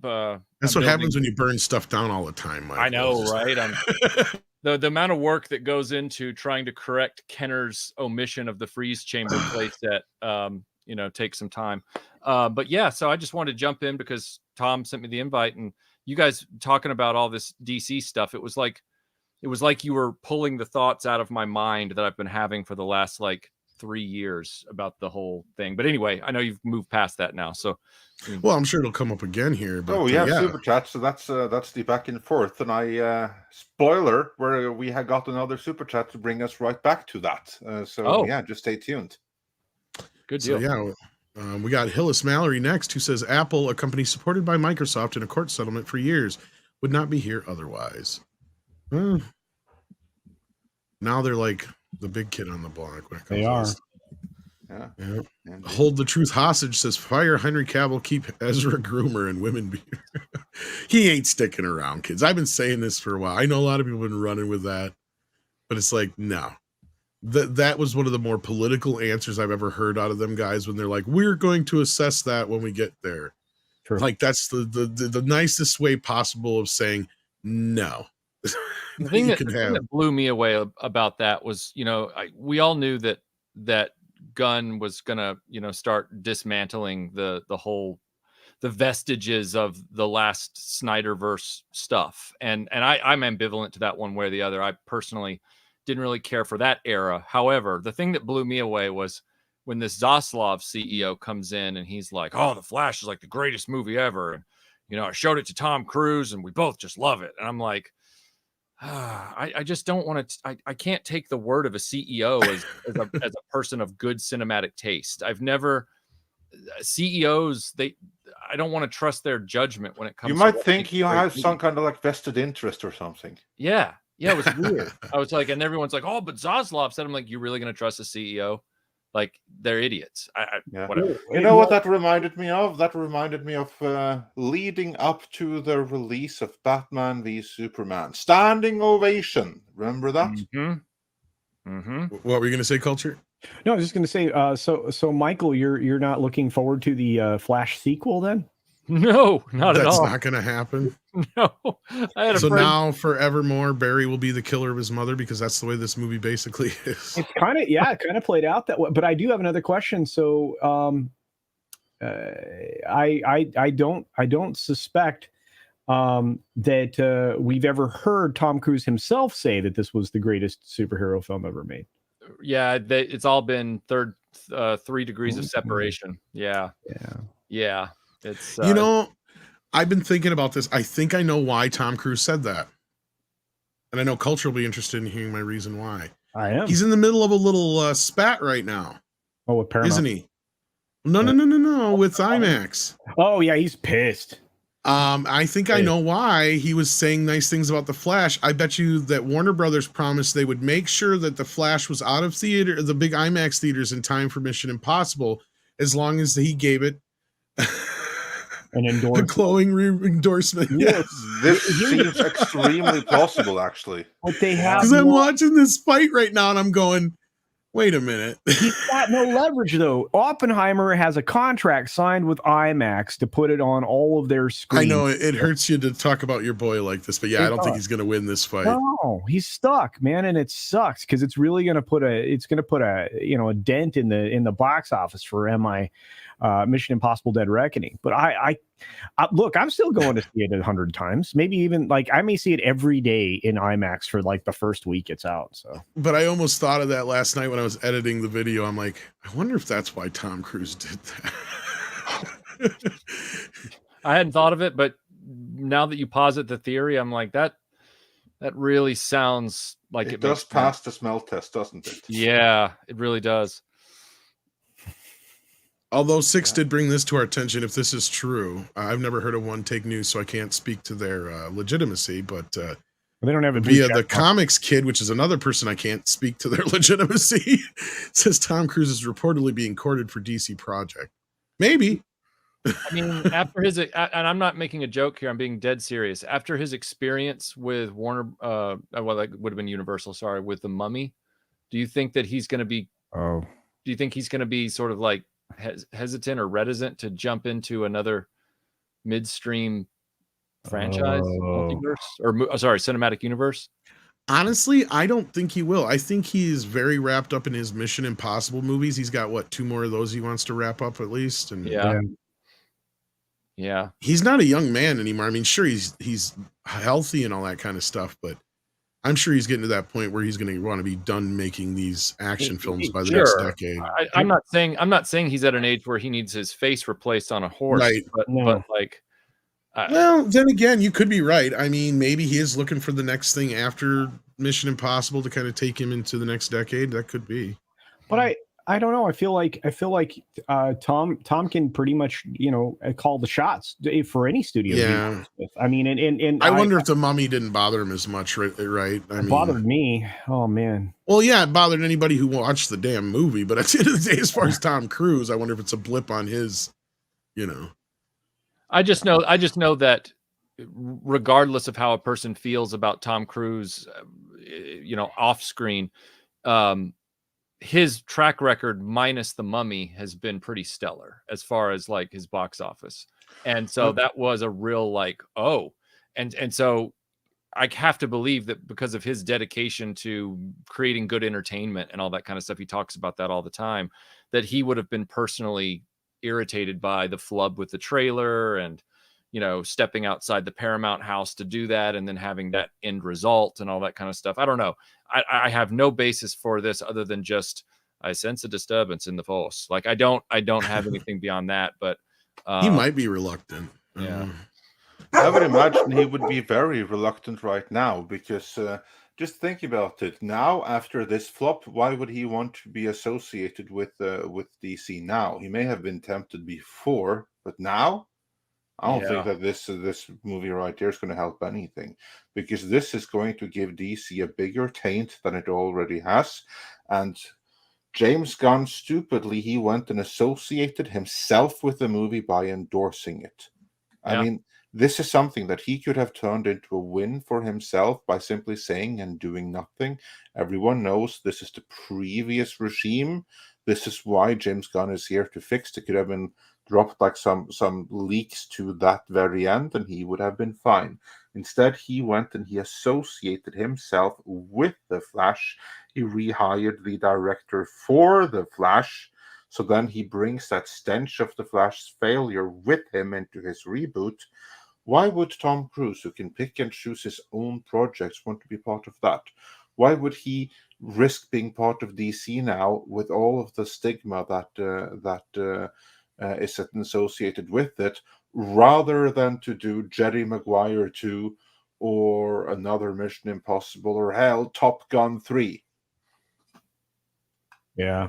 Well, I mean, he's still dealing with some fallout from Paramount directly. I mean, that has not been resolved yet. But I think you're right. I think there's a level of indelible imprint now on Gunn when it comes to just how tied some of these elements are to his new rebooted universe. And I think that that's going to remain. And whether or not that's, a stench or a taint or whatever, I think it's going to be really hard to shake that off.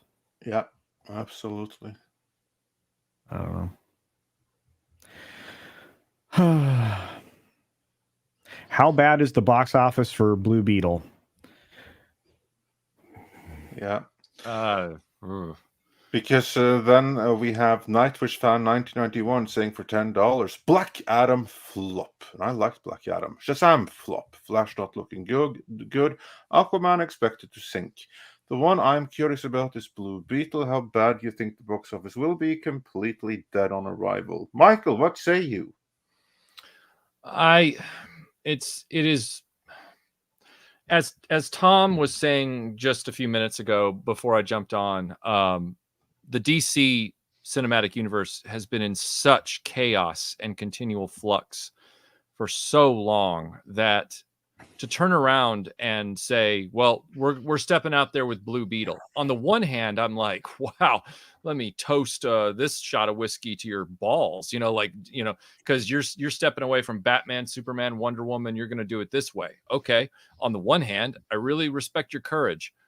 On the other hand, I say to myself, well, maybe he thinks he's pulling an Iron Man. Maybe he thinks he's finding a character like Iron Man that's more like second or third tier DC that he's going to elevate and bring the audiences in. So I'm torn because on the one hand, I go, that's not what I would start with. But then on the other hand, I say, who knows? Maybe some fresh material with a fresh character that gets thrown in there is the right move. But then you got the hurdles of, will they write a good script? Like Tom said, James Gunn hasn't necessarily made a bad movie in this genre, so he probably has the best chops for it out of anybody. He's got the best chances. You know what? Roll the dice. Let's just see what happens.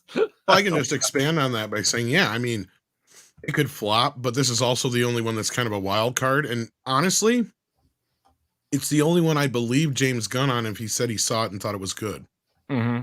Yeah. Because it's probably, like you were just saying, Michael, it's probably one of the few films out of all this bunch that kind of plays more to his sentiments, right? Like, yeah, I could see him making a Blue Beetle movie. Yeah. Yeah. So, and the reason he probably said he's the first character and not the first movie is if this movie is a hit, I'm sure I can see him wanting to use that character again and having Sholo play him because he's a perfect cast. Because, Paulie is in the chat right now, but him and I, we pretty much willed his casting into existence. We were like, who should play this role? We're like, him. Perfect. It happened. It was like weird. It's one of those rare occasions. So it's like, I can see that being the case. He's like looking at it going, yeah, maybe I wouldn't keep this. Maybe I wouldn't keep that. But this kid's good. And I like this character. It's a James Gunn style character. I can see Blue Beetle coming back again. So as far as the box office, it'll all depend. This has the least attachment to other movies too. That's what I think is going to help it. Because you don't have to have gone and see. This feels like it's more of an also ran. Does that make sense? Yeah, totally. It feels like an unfair start. I mean, for this character, but maybe staying within a reasonable budget and casting a not cinematically known actor and other elements of this will maybe help it be successful. I still suspect the budget's still far too much, but it would be nice. I think to it's see... only 80 million, wasn't it? Well, okay. Well, a lot of people were projecting a very low box office. I don't have a good read on the film yet, other than to say that every time I've heard that trailer part where Batman's a fascist, the audience in the theater groans. That's not good reception to a trailer. It just I will say one guy laughed at my Flash screening. So 90 million. So I was close. 90 million. Okay. Oh, I love it how I said, I have no clue how this movie could do. We just got to roll the dice on it. People are like, "What are you, crazy? It's gonna flop." And I'm like, I pretty much said I'm with you, Michael. I don't think it. Yeah. I mean, also, like I said, it's only $90 million, so it has less to have to do. Yeah, exactly. Yeah, and I think Paulie's right in the chat that you're gonna get an audience there that is already overrepresenting in the box office, which they've been disrespected for a long period of time. Your Latino audience, and so now you have a Latino family, a Latino superhero. I mean, an already over-indexing group is going to do even more in the box office, and maybe, just maybe, it'll move the needle in Hollywood. But we'll see. Well, it looks like the full Craven trailers, or the official one, the one that we saw earlier in the background here. So Yeah, maybe we'll it check is. that out. I'm going to tell you, visually, it's stunning. Sony's usually pretty good, but we'll see if we have time here by the end of the show. We got a lot of super chats to get through, so you guys have been very patient. Dr. Long Dongler's been a member for 19 months. Thank you so much. Captain Fandom Nerd's been a member for 2 years. Thank you so much. Whoops, this is the second part of this one. Hyper Guyver has been a member for 9 months at the Edgelord level. If I wanted to see ScarJo in the buff, I'd just watch Under the Skin. It has more profound and thought-provoking ideas than anything Wes Anderson can do. Yeah. That's fair. Also, I'm pretty sure the nudity in Asteroid City is a body double. I mean, they practically state that on screen. And wow. I haven't done any reading of it, but basically in the nude scene, you don't see Scarlett Johansson's Gotcha. head. And then instantly afterwards, they go and they say, like, sometimes they use body doubles in nude scenes. Yeah, then they did. So Tipping I'm Barn- pretty sure that was a body double. Probably. So yeah, you're still going to want to go with Under the Skin if that's what you're looking for. If you want all natural. Yeah. Tipping Barnes says, Fantastic Mr. Fox is one of my favorite movies ever. Well, there you go. We Shenanigans, I like that name, says, if you like Wes Anderson, look for a book called Accidentally Wes Anderson about real life places that look like they're in Wes Anderson movies. Well, see, that's... I like the idea of Wes Anderson movies more than actual Wes Anderson movies. Is that bad? Yeah. I really only I get it. Three of his movies. Like the idea, but it's hard to actually sit through unless you're in the mood for it. Because like for instance with the Flash and stuff, you can just switch your brain off. Whereas watching something like that, your brain has to be in high gear to get what's going on and the many layers of it. I just read an article today that was talking about how they're speculating that is Wes Anderson a victim of his own aesthetic? Yes. Thank you. Yes. Yeah. I found that headline and that article fascinating because I'm like, well, yeah, in a way, yeah. He's kind of got a lane and he's really stuck to it. Well, and again, I mean, some of that is also the industry angry because of, some of the things Andre brought to light with the movie being a little bit against their particular choice of narratives, Asteroid City in particular being. Yeah, I think that that may be a good reason for looking for any reason to try to take him down a bit. Yeah. Well, and also I noticed that, and this is nothing against Wes, but like there's been a lot of other filmmakers who have used the same kind of style and aesthetic or riffed on it a little bit and done stuff that's just as good or even better in some cases than what he has done. But most of the time he seems to be the king of that aesthetic. But I mean, there's even like the occasional Napoleon Dynamite, which feels like it could fit in Wes Anderson's world. Yep. That people do and stuff like that. So, I mean, it's almost like a genre or a style, I guess, more of a style, not a genre. But yeah. But Royal Tenenbaums is an accessible Anderson movie. Yeah, Bert, this is probably one of the other ones I don't dislike at all. And Gene Hackman's good in that one. I need to see that one of these days. That one's probably one of his more normal ones, actually.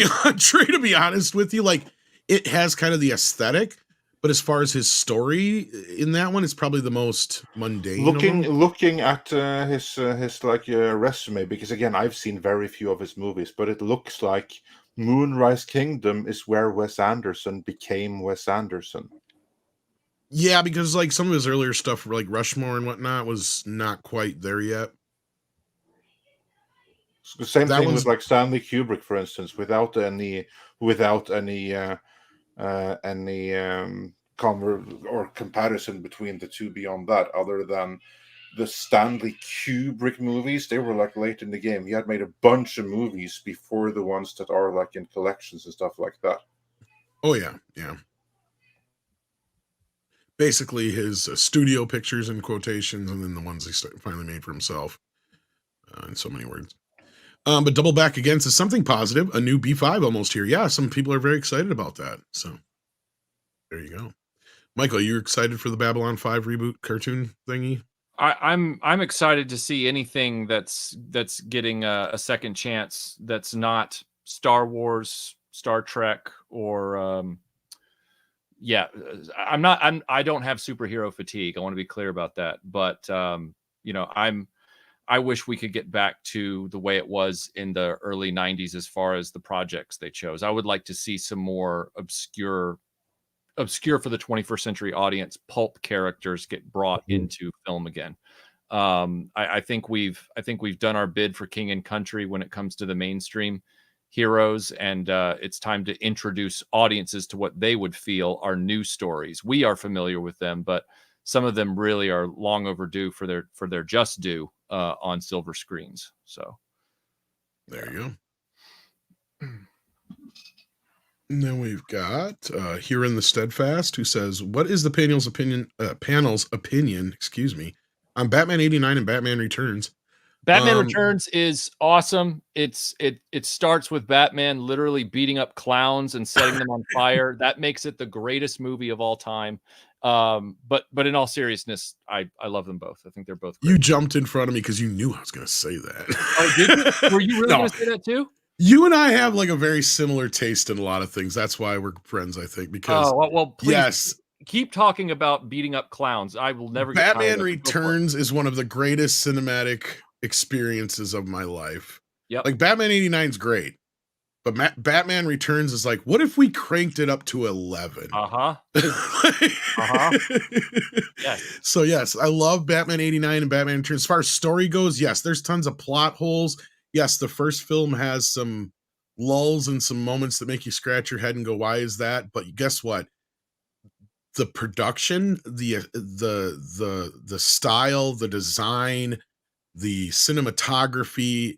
I mean, it's one of the few times you would ever let Tim Burton anywhere near anything like that, and they probably would never again. And Superman Lives is proof of that. Yeah. And why you shouldn't let him do anything but that ever again. But those two movies are time capsules of an era that we will never get back, and we'll probably remember fondly, as even though we had a shit ton and a slew in the Avengers and Justice League and all that stuff in the last 10, 20 years, I still think we're going to look back more fondly on the little eras of like Superman and then Batman and then, you know, the X-Men, Spider-Man, Blade era kind of things more fondly than we do now. What do you guys think? And what do you guys think about '89 Batman and Return? Culture, you take it away. '89 Batman is the one of the greatest things ever created in pop culture. I don't think anybody can argue with that. I'm not as high on Batman Returns as the clown haters down here at the bottom. But I still This one goes to 11. Yeah, thank you. A little Final Tap reference for you. But no, I honestly, Batman '89 and then probably The Dark Knight are like two of the like best representations of Batman that I can think of. And so, you know, I mean, Batman Returns is fine and all, but I still think '89 is more culturally relevant, as is Dark clearly. I hated Batman Forever when it came out. I couldn't believe what they'd done to the aesthetic and everything like that. And, you know, there's people that always like to throw at me, oh, you just like Batman Returns because everybody else hates it. And it's like, no, I liked it in the theater when I saw it. Like, I thought it was, I had the Batmobile schematic poster for Batman Returns on my wall. Cool, I had the Catwoman poster on my wall. I had, you know, like I was all about, I loved the '89 film, but I really, really liked Batman Returns. And then when I found out, you know, that a lot of people weren't cool with it, I was like, wow, well, I guess, you know, different strokes for different folks. But I thought that movie was really strong, especially with, you know, Walken's performance. And if you had to break it down, like the Burton legacy that almost was of a trilogy of superhero movies, I think Batman '89 was really good, but the porridge was slightly too cold. I think Death of Superman with Nick Cage would have been the porridge being way too hot. I think Batman Returns, the porridge was just right. Like I loved that movie. I agree with you, and I will give Batman Forever one shout out, and that is that even though it's not the best of the bunch, it is probably the most comic accurate Batman depiction on screen at that point, because of all the just all how the characters are created. You don't have Batman killing anybody necessarily, and all that kind of stuff. Right. And it feels very comic booky. And then Batman and Robin is kind of more of a comment on the 50s, 60s comic books, and more so the 60s TV series. Sure. And in retrospect, I actually kind of have a special place for those now. Like, I wanted to walk out of Batman and Robin in the theater. Sure. Like, I was ready to just completely say to hell with this, but I didn't drive. and my friend claimed it was the best Batman movie in the world ever. And I'm like thinking about my friendship with that person at that point. No, but needless to say, in hindsight, now I have a little like, and especially because Schumacher apologized. That was the big thing that helped with Batman and Robin. But yeah, I know that a lot of people say, "Oh, well, you know, in Batman Returns, he's not Batman because he ends up killing some people." And I put my tongue firmly in my cheek, and I'm like, "Yeah, but they're clowns," which is like robots in 80s cartoons. Like they're not really people. Like they're clowns. You know. I know that's just being sarcastic, but I do give Batman a mulligan on that. Yeah. Did I? Yeah. And as for me, I greatly enjoy Batman Returns, and this may be sacrilege, but I think Batman 89 is somewhat overrated, and I always thought so. I can't argue with you just because of the way it, like Culture said, it overtook pop culture for a while there. Like we've been talking about this quite a bit in the last week or so, but like 89 was the year of the Bat. That is there's no argument to that. Like the moment that movie came out, it was Batman. Yep, Batman. Yeah, Batman. You know, like, nothing else. There was nothing else to talk about. It was weird. It was, I mean, every commercial you turned on was somehow, for any product, was somehow tied to Batman. And somehow throughout that year, other movies still managed to come out and make money, like Ghostbusters 2 and Indiana Jones and The Last Crusade. But all we remember is Batman. Yep. Except for Michael, who probably remembers a lot of Indiana Jones. But yeah. Oh, no, I saw that in theater twice, but I also saw Batman in the theater twice. And then I saw Ghostbusters 2 in the theater and Star Trek 5 in the theater. And eventually later on, I saw License to Kill and Back to the Future Part 2 in the theater. It was a wonderful summer. I know it was like traffic jammed, but it was one of the seminal summers of my life. I think it was the best film year ever, because and correct me if I'm wrong, but I remember going to the theater Friday, Saturday, and Sunday to see 3 different films that were all awesome. Mm-hmm. And I think that, you know, from the, you know, the late spring to the end of fall, and even into the Christmas period, we were just smothered in wonderful films in 89. So yeah, it was, you know, aside from that Star Trek 5 poster with the theater seat with the seat belt on it that says this is why they're putting seat belts in theaters this summer, that was an oof marketing move for that movie. But aside from that, yeah, it was a stellar fun summer. And it was fun. Like I remember before the summer of 89, it was the January, February, winter of 89. And every night or every week we would go to scout meeting, and then when we would drive home, we'd drive past this theater in Nashville, and they always had the movie poster marquees under a light right outside, and I would always get my dad to stop, because that lead up to that summer, it seemed like every other week there was another poster for something that I had no idea a sequel was happening for. And it was like, first it was not a sequel, but it was Batman. Then it was Last Crusade, Ghostbusters 2, Back to the Future 2, Star Trek 5. I mean, it was crazy. And I couldn't have been more pumped for a movie summer. Yeah, most people don't realize that Back to the Future 2 didn't even come out until I think November, but movies were playing like that summer felt like it lasted all the way to the end of the year. As you see, like those movies you just named are most of them on this image here. Right. Yeah, it was a crazy freaking year. But yeah, 82, 84, and 89 are the seminal years. And I think another reason 89 felt so big is because we also had that writer strike in 88. So a lot of things slowed down there for a bit too. Right. 88 is not exactly a year to write home about for movies. I mean, there's a few good ones. Don't get me wrong. There's some great stuff in there like Rain Man and a few other things, but it's not exactly the biggest year for movies. And neither was 87 really. I mean, again, some great films, but nothing to really write home about. But I mean, the Living Daylights for me for 87, but you're right. Other than that, I don't remember anything from 87. There's a few Spaceballs here and there, a couple random ones, but like Spaceball.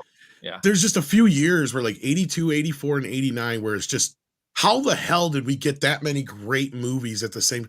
Like, I can't believe in my brain that 2 of my favorite movies came out on the same day, Ghostbusters and Gremlins. And still both managed to be 2 of the biggest films of the year, and still not even the biggest films of the year. Beverly Hills Cop still ended up being the biggest. It's like, and I can keep going. I mean, that's the year Terminator came out, Karate Kid, Nightmare on Elm Street. Indiana Jones and Temple of Doom. Yeah. Star Trek, whichever one it was that year. I think 3 or 4. Star Trek 3. Star Trek 3. Yeah. 3. Yeah. Yeah. Got my Taco Bell glass. Yeah. It was a great time. It's a great time. Gosh, we just don't have times like that. But anyway, speaking of going down memory lane, hopefully you guys check out this new series I'm working on over on Midnight's Edge After Dark, where I go through a lot of trading cards, comic book adaptations, storybooks, all things related to movies and television, but in other kind of mediums like that. It's something I hope people check out, and it'll help you go down memory lane with me. But since I have that moment, I think that was a perfect place to plug it. About to be memory hold, yes. Unfortunately, is Culture Casino. Did we have any super chats for him specifically? I think there was one from Big Daddy MRI. What was your favorite time travel movie, Culture? You know what? Now that I've been through Groundhog Day again on this stream, I'm gonna say Star Trek 4. I'm going through it like 6. Had to step out for a moment there. Oh, she did. But we got one right here. Real quick. Okay. Big Daddy MRI says for $9.99. Hey, Culture, are you still awake? Did you know Sagittarius A star is the supermassive black hole at the galactic center of the Milky Way? What's your favorite time travel movie? We can begin with the first question. I'm awake. Last night was a long night and it was wonderful. One of the funnest streams I think I've ever done on my channel. I think Tom would probably agree. Did I know that Sagittarius A is a super massive black hole at the center of the Milky Way galaxy? Probably way back in my more learned days when I retained information and when I was younger. And finally, what's your favorite time travel movie? I'm going to say Groundhog Day has now been replaced, not by Star Trek 4, but by Back to the Future.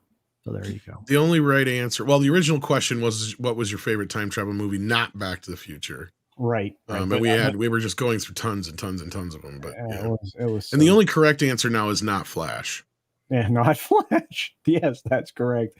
I just want to say I had a great time. It was awesome. Michael got to join us here at the end, and I really need Michael to talk more about. Oh, we got a lot of super chats to go, so we got a ways to go before the end. Well, I don't know how much longer. I will be listening to you all. Check out today's videos. I may end up with a 3 in total, including one on Elemental, which, oh boy, that was rough. And on that note, everybody have a wonderful one, and I will see you soon. Yeah, take care. All right. How much longer you got, Michael? You good for a little bit? Oh yeah, I'm. JB Weld takes a long time to drive. All right, good. What's your first thought? It says with such a bomb under his belt, could this be the death nail for Ezra's career? I don't think so. I think as far as like big movies, yes. But he is in a spot where he can still do a lot of weirdo movies like he started his career with, and just keep making those like that. What about Kevin? Or we need to talk about Kevin movie or whatever, and some stuff like that. What do you guys think, Michael? Yeah, he's got a lot to atone for with his public optics, and it's not dissimilar, I think, in many ways to the James Franco situation. So it'll be indie films and just other stuff. I mean, who knows? Hollywood can sometimes forgive people in the industry. I mean, can forgive people even when the public is like, "What the?" So there's always a way back for these individuals. We'll see. What do you think? Oh, I'm sure he'd do great in some LGBTQIAP plus themed movie. Like for instance, he'd be great as Dylan in the Bud Light movie. There you go. That's a possible Oscar. So yeah, I don't think that will be. I don't think we'll be seeing him in like anything high profile, sort of lead anytime soon. But for like specialty fare, he'd be a draw. Yeah, there you go. That's going to be his Oscar-nominated portrayal of Dylan Mulvaney. No, I think that's the most likely scenario. And I say that because look, even Amber Heard can still make movies, even though everybody hates her. And as long as you don't kill somebody, you can usually get away with a career in Hollywood. That's pretty much. Well, let's see what happens with Alec Baldwin. I just said, actually, you're right. So yeah, you can kill somebody and still have a career in Hollywood. Never mind. Strike my last remark. But no, like I have a feeling though, and maybe this is kind of a weird prediction here, but like I predict for about 2 to 3 years out from an expose on Ezra Miller that actually does bring up this point. That is going to be like, should people like Ezra Miller still have a career? And they Mhm. are going to go through all of the things that he's done. His time is going to come up, right? Right now, he's still protected, but we're getting past a lot of this stuff. And I wonder if once we get on the other end of this, he's not going to be somebody who's going to go unscathed. Yeah. Yeah, I agree. I mean, the Piper will come home for his, or come back exactly. for his payment. Yeah, the bill always comes due. Yep. So. And as I say, the check's in the mail. Mm-hmm. Agent Mortis of the Lawful Ghoul didn't say anything, but just send a $5 super chat. Thank you so much. And then we have a Nightwish fan who says Warner Brothers and Disney at a race to the bottom this year, apparently. Well, if they want to lose money, maybe. Yeah, that's for sure. Yeah. Warner Brothers is kind of, look, this movie is the weird thing about this movie that's been spent and gone for how many years now, Andre, for the most part? Well, it's been almost a decade since it was announced, and it's been in development, active development, for 3 regimes, which is part of like the problem here. So yeah, I don't think that Warner and Disney are in a race to the bottom. It's just that Warner inherited a DC mess. Disney are in a race to the bottom. Yeah, Zaslav's still cleaning out the old shit out of the closet. That's what Flash and all this shit is, really, if you think about it. I mean, again, we have yet to see where this is going to go with him and Gunn. I have faith in Gunn. I have some faith in Zaslav, but they have made some dumb moves lately, and Gunn specifically, like I said, needed a dressing down. Well, they actually can't spin this because now they can justify it. Well, look at these numbers. We obviously have to reboot. It's the only course of action here. So, yeah. And they're not going to, and Sasla is not going to turn around over this. Like, he's stuck with Gunn right now. This has to work. Yeah. So, yeah. He's just lucky he's got a year and a half for people to forget about all this crap. Well, hopefully he can revise his plans, because just on the looks of it, I was not impressed by his phase 1 or chapter 1 or whatever the hell he called it. The only movie I really am waiting for to see before I judge anything is Superman. And I think Michael and I are probably in the same boat on that, because we, hold the original Superman with 78 with such reverence. So yeah, and pardon my ignorance on this, because I've been keeping up, but I haven't been keeping up. Is J.J. Abrams still attached to that? No. Okay.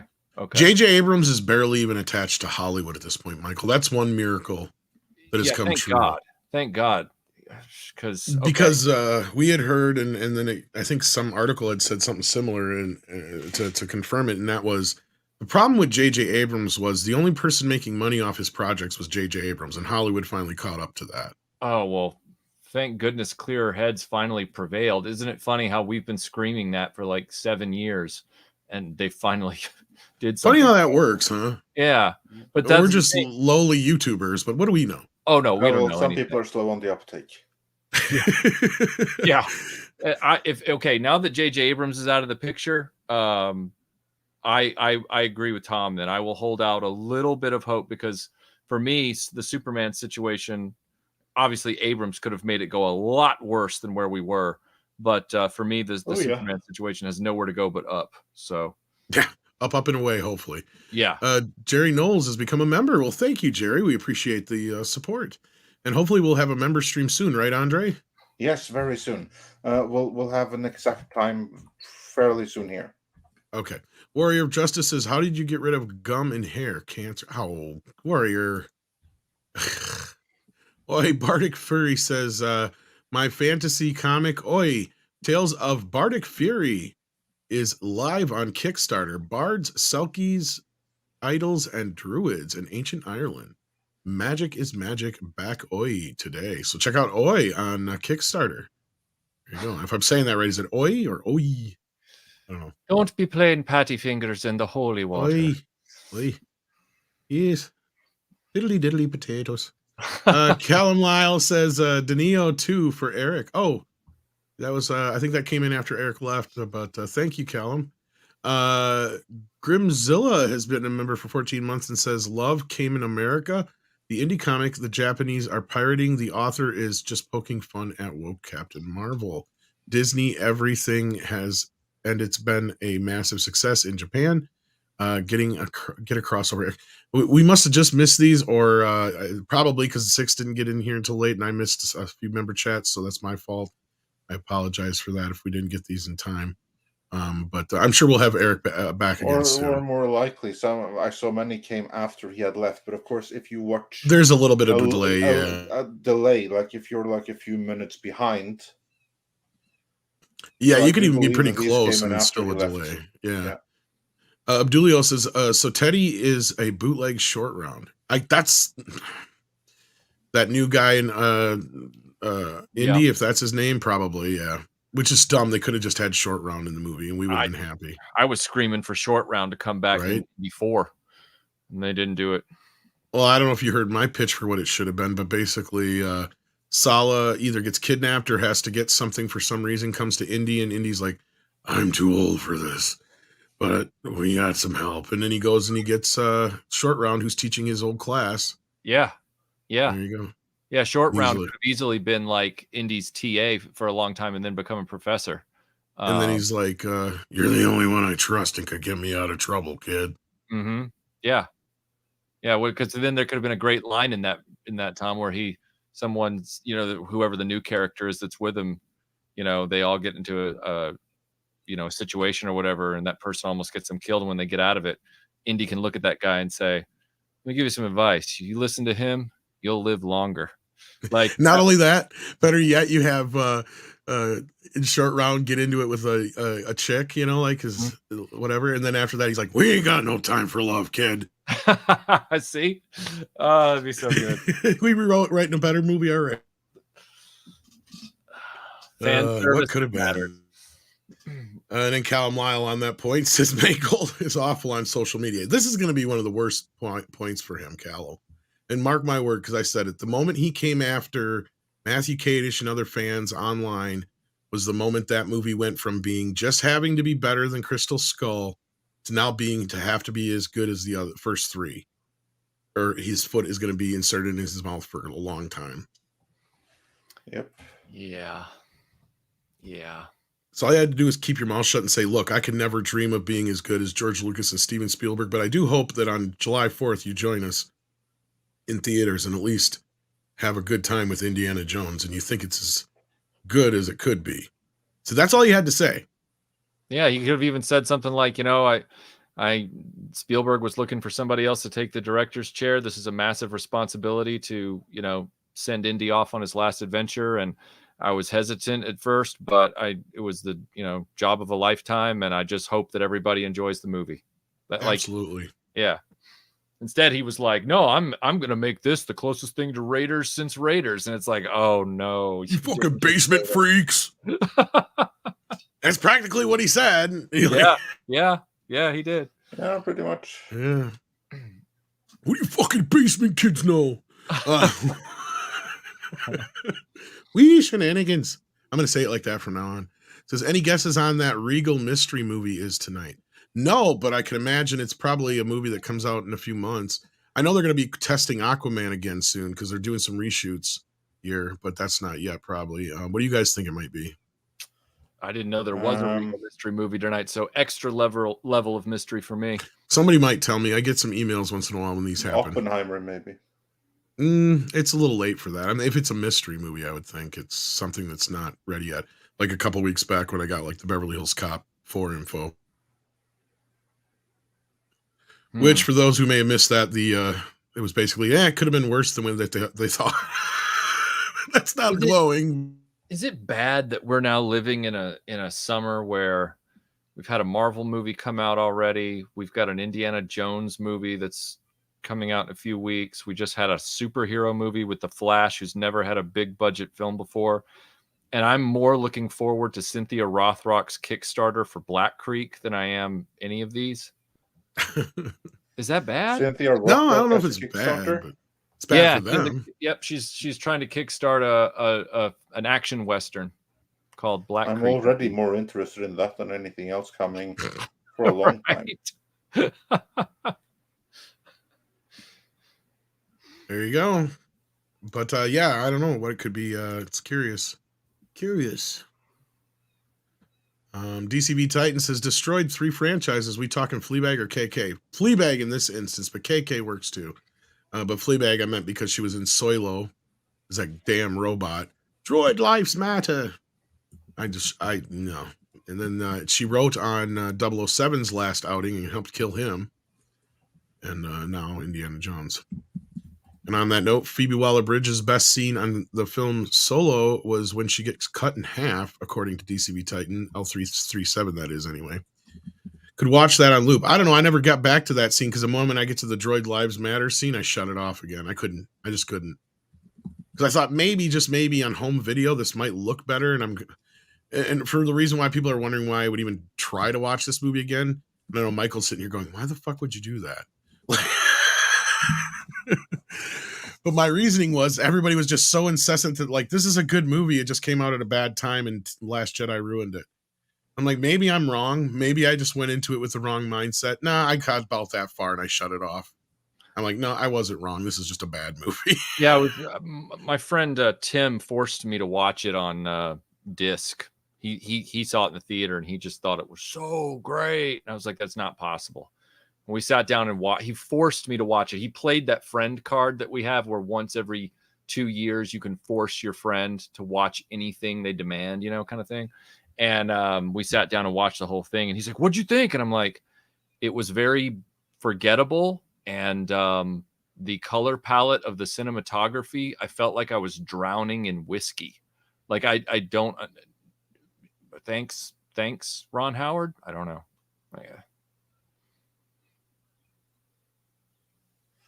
Not too impressed. Yeah, not at all. Yeah. I think this is an April Fool's joke. Like a couple months too late. So I'm usually pretty good at these things. I can't remember what they're called. Not anagrams, but is that what it is? Where you take letters and mix them up? Yeah, anagram. Oh, I thought, wow, give me a point. Second guessing myself because I'm reading this. I'm like, that's April Fool's. So I think this is an April Fool's joke. Okay, well, they say want a clue. It will be a top 10 hit. Okay, never mind. I see. Never mind. I see what this is. Moving on. Want a clue? Monday mystery movie. It will be a top 10 hit. No idea. I have no idea, guys, on that one. It's probably maybe it's something else that's already coming out soon. Patrick Robinson says, "Can Collider shut up about Little Mermaid already? Every week are they still talking about it when it's old news now? Yeah, we're not even talking about it it's anymore. A flop yet. That's probably why they're still talking about it. They're still trying to justify. Still trying to run cover, but of course now when Elementals is out, now they have to run cover for it instead.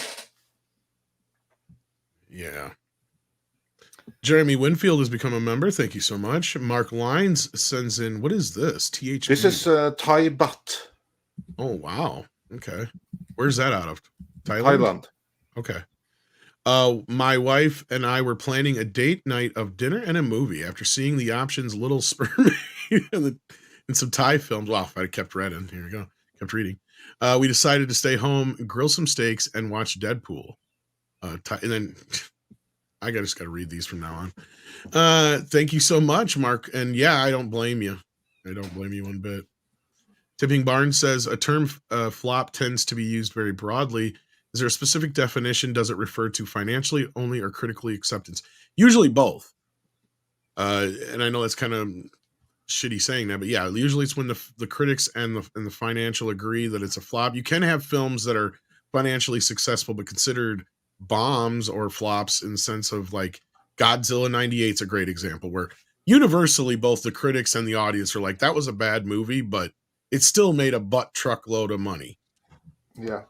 Generally, the term flop refers to a movie that failed to break even. That is how it's usually used. But of course, colloquially, it can be more than that. For instance, if you say like it flopped with critics, you would add the distinction that it did all right at the box office, but it flopped with critics. If it just flopped, then you refer to at the box office. There's some movies that also get called flops that aren't actual flops. We've even talked about how Willow is referred to sometimes as a flop. It's like, nah, it didn't flop. It actually made more money than people think. It just didn't make enough money for George Lucas. Yeah. Like stuff like that.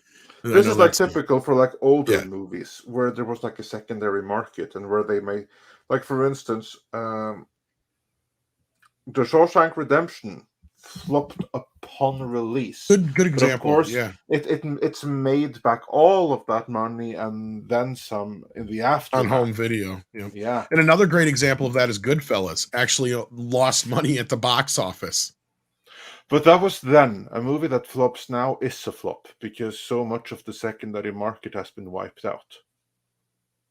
Well, and that was one of those first movies that was saved by the Oscars. It had a second life because of the Oscars. And that's another topic. But yes, it can be used in various ways. Usually flop, though, tends to mean financially. But if it flops with the critics, that's a good example, I think, there. It just means that they didn't like it. But there's other times where movies are considered flops. Even Popeye is the 1981 Popeye film is referred to as a flop sometimes. But no, it didn't. It actually financially was fine. It just, with a lot of the critics outside of Roger Ebert, I think was the only one who understood what they were doing there, and a few random ones, the audience didn't get it because they were expecting the Fleischer cartoon and not the Thimble Theater comics. Yeah, but if you know the audience, but if you know those comics, that movie is a loving homage to them and not the Fleischer cartoon, basically. Still, Sadie is antsy today. Quite, yeah. Let's move on because we have many more super. Yes, she's got to go out here soon.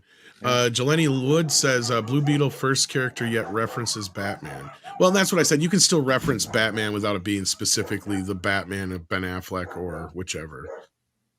You can just be referring to Batman as a character in general, like if you're just talking exactly. Like we know there's a Batman, but we don't know which universe it's in. But presumably, Blue Beetle takes place in the same universe as everything we've seen until now, but where the thing that's implied with the Flash is that the whole universe didn't change around the Flash. And that's where I'm hearing some conflicting. That's lost in the multiverse. That's my reading of it. That's where I'm hearing some conflicting reports about Blue Beetle. Because earlier reports were saying that it's pretty much disconnected, or it only had one connection, minor connection to the Shazam movies. Like there was a character that popped up, I guess, in both. Or something to that effect. But now I'd heard there was a bunch of cameos that are getting cut, or vice versa. Would not surprise me. Like I said, conflicting at this point. Yeah. So I don't know.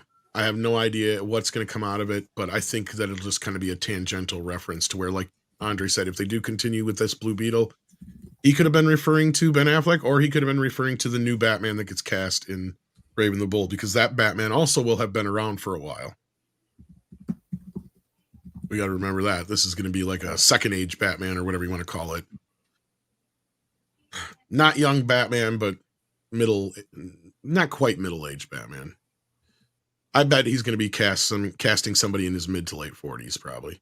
That's my guess, if not early 50s at most. Mexican Iron Man says, Dear Mr. Gunn, I have a suggestion. How about you make this movie Blue Beetle Battle for the Border? God, Mike. Why aren't you in here? Where Marvel would have done. Isn't that Black Panther 2? Where Beetle fights his nemesis, Brown Cockroach, for the win. Is there? No. Cancel Mexican Iron Man. No, Mikey. You just stop that. Stop that. Mecha J says, Gunn and Warner Brothers are overcomplicating themselves. Yes. This was the dumbest move. I don't even understand why they did this unless they knew there was going to be some kind of leak. The only reason I can think of why they did it, again, was just a big FU to the Snyder fans and telling them to just go away. And also, I think The Rock was pushing their hand a little bit too. What do you think about that, Andre? I think they were just making a joke. They were just looking for a laugh. I mean, the Clooney thing? That's not what I'm talking about. I'm talking about announcing the whole thing that Gunn was taking over way back then. Oh, I think that's Black Adam. They felt pressure. They felt pressure to come with. That's what I was saying. Yes. Yeah. Has nothing to do with any Snyder. Nothing. They just felt pressured to come with some. No, I do think part of it was to shut the Snyder Bros up. I was told that they were sick and fucking tired of them. Because as I told you, they were not the majority they tried to pretend they were. And Zack Snyder was responsible for half that because he hired marketing agencies. Remember, he got busted. So that was also, I think, part. But I think maybe it had to do with The Rock. That's what I was asking you, is like his pressure with trying to do the Rock verse over at DC. I don't think so. I don't think so. No. Because, you know, he was trying to do his shenanigans. But I don't know unless you have anything to add to that, Mike. I have nothing to add to that, Your Honor. And we have plenty of super chats, so we need to move on. Matthias Fredrickson says, hearing the life story of Andre made me think of Headhunter Roger Brown. Is Hodge and Gurney, I'm sure I said that wrong, a biopic? And did you get Joe Nesb? How do you say that, Andre?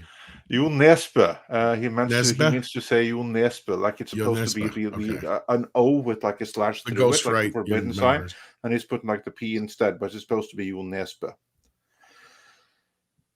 This one's for you. Yeah, actually, what he's referring to here is like from the clip that we put up on Live Archives recently about the second clip we did on John Campea, where we talk about our lives outside of YouTube and the experience that we brought to it, which basically meant that we're successful on YouTube, where I gave some background from my world of finance. And the story that Matthias is referencing here is a Norwegian movie, which is actually really, really good. Hodejegerne. It's released internationally. It's called Headhunters. It's from 2011. It actually stars the guy who's like the lead Yahtzee in Sisu. He's the guy who plays Roger Brown in this movie. Fun coincidence. So yeah, if you want a really cool non-Hollywood movie, check out Headhunters, Norwegian movie from 2011. It is written by Joel Nesbø, who is one of Norway's leading authors. He does Nordic noir. He's the one who wrote The Snowman, among other stuff. But basically, if you like Nordic noir, you like Joel Nesbø.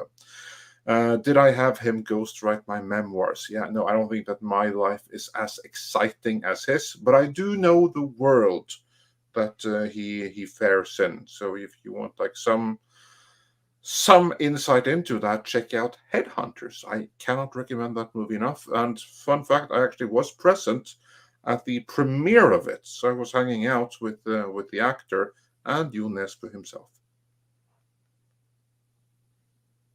And thanks for that super chat. All right. Thank you so much, Matthias. And then we got Nightwish fan. Like, blah, blah, blah.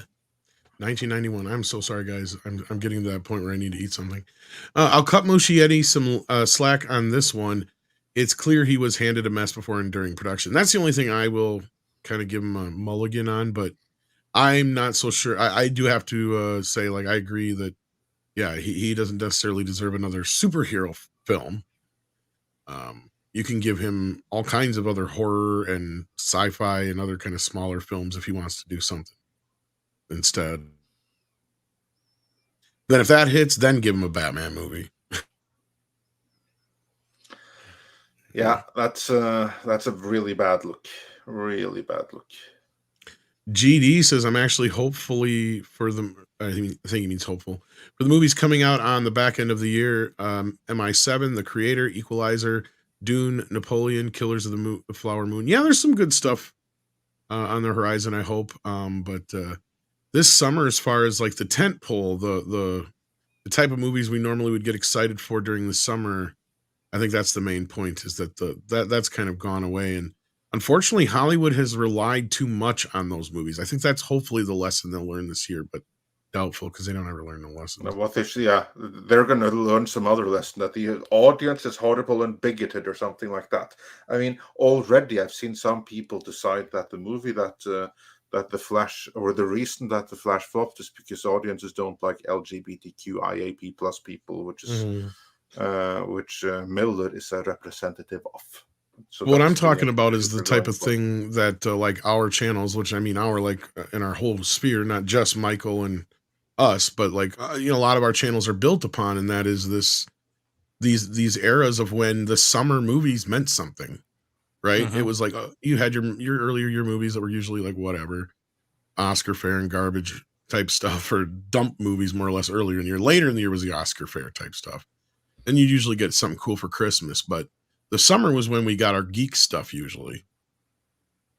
Yeah. Unlike the what did the Red Letter Media call it? FU, it's February. Or after which you is with the whole- January, yeah. Yeah, I think that's what it was. Yeah, January. That's right. So, Yeah, Deadpool kind of changed that, but yeah. mm-hmm. February anyway, at least. And then January's now become horror month, it feels like, for some reason. Yep. Between Scream and Megan and everything else. But Equalizer I'm looking forward to. Dune, but Dune's way later in the year, ain't it? I don't recall exactly when I think it's November or December. I thought that was coming out. And MI7, I think will do okay. Go ahead, Michael. Sorry. No, I was just going to say I can't remember. That's all I was saying. Yeah, but the rest of these are more or less original material other than, well, Napoleon's a biopic, but I mean, that's one thing that, yeah, it's some good new original stuff for once. That's a good sign. Speaking of signs, call sign Alucard says, I have very little hope. HW can rate the ship.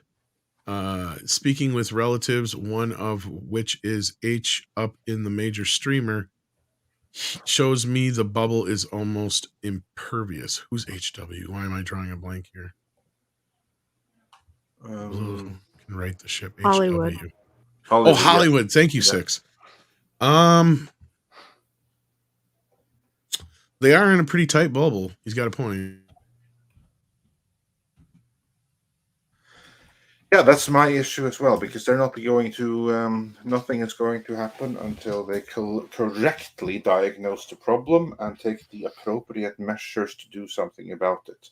And now you have a lot of external pressures around town which are making things worse and have no interest in them getting better. So, yeah, it's going to be a challenge. There's something drastic has to happen politically before things really get better.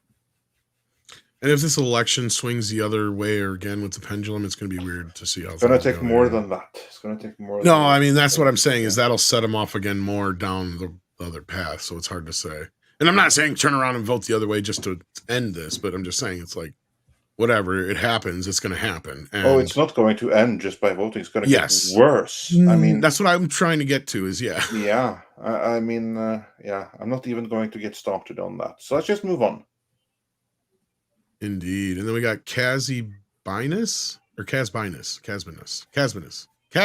probably it. Sends him £5. So disappointed. We're so close to greatness, almost a week into release, and not a single YouTube critic has thought to call the movie The Flush. Yeah, we called it last week. We went past all those puns, actually. Even had the little toilet sound effects and everything. You just must have missed it. That's all I can say. But yeah, it is definitely The Flush. Nightwish fan 1991 says, bet time which will happen first, Star Trek 4 or new Star Wars movie. Go! Well, I don't know about which one will happen first, but I know we will get an announcement really soon again for another Star Trek movie. Yeah, both are going to happen eventually. Eventually, both will happen. First, I think that depends on how quickly they're able to get their shit together over at. Actually, I kind of know something that will say that yes, we'll probably get a Star Trek 4 of some type sooner than later, or at least a Star Trek movie of some type sooner than That's later. what I'm thinking too, because while movies are announced at Disney, there's a big difference between announcing and making. I think that Paramount, once they get their ass in gear and they get all their ducks in a row, they can churn out the Star Trek movie in 2 years. I don't know. Well, we already know we're getting basically like a Section 31 backdoor pilot movie. Yeah. And Star Trek 4, well, we're gonna get another announcement again here, but it's gonna be under more of Kurtzman's purview, I bet. Just a hunch going off of what I've been told. There's definitely some movement going on there. Like Academy and a few other things have been put on ice right now because of the writer's strike, but they did have some things written. And as script doctors alluded to, that people are thinking that Kurtzman's been working behind the scenes when he shouldn't be on doing some things, which is probably, I wouldn't put it past him considering. No, that would be part of his character. Par for the course, yeah. So we'll see here. We've been working on a Star Trek video in the background slowly but surely, but the problem is with Star Trek, nobody really cares. And Michael, what do you think? Star Wars or Star Trek first? Oh man. Star Trek seems to be somewhat in a better position now with Picard season 3, and some people like Strange New Worlds. So I guess I'll throw my chips in with Star Trek. Although I will give the caveat, we will get that Dave Filoni movie. If any of those movies happen, it will be the Dave Filoni and or Ray movie, probably too. But within the next 3 years is a good question. I don't know. Yeah. I know that Patrick Stewart is trying to pitch a Next Generation finale movie now. Is he really? I didn't hear this. I saw that news this morning. Said he was trying to pitch a finale film for the Next Generation era. I must have bought surprised. He must have bought a boat and wants to finance something else now. And again, like, I was one of the people that, while I appreciate what they did with Picard season 3, I was also like, yeah, but it's built on a foundation of.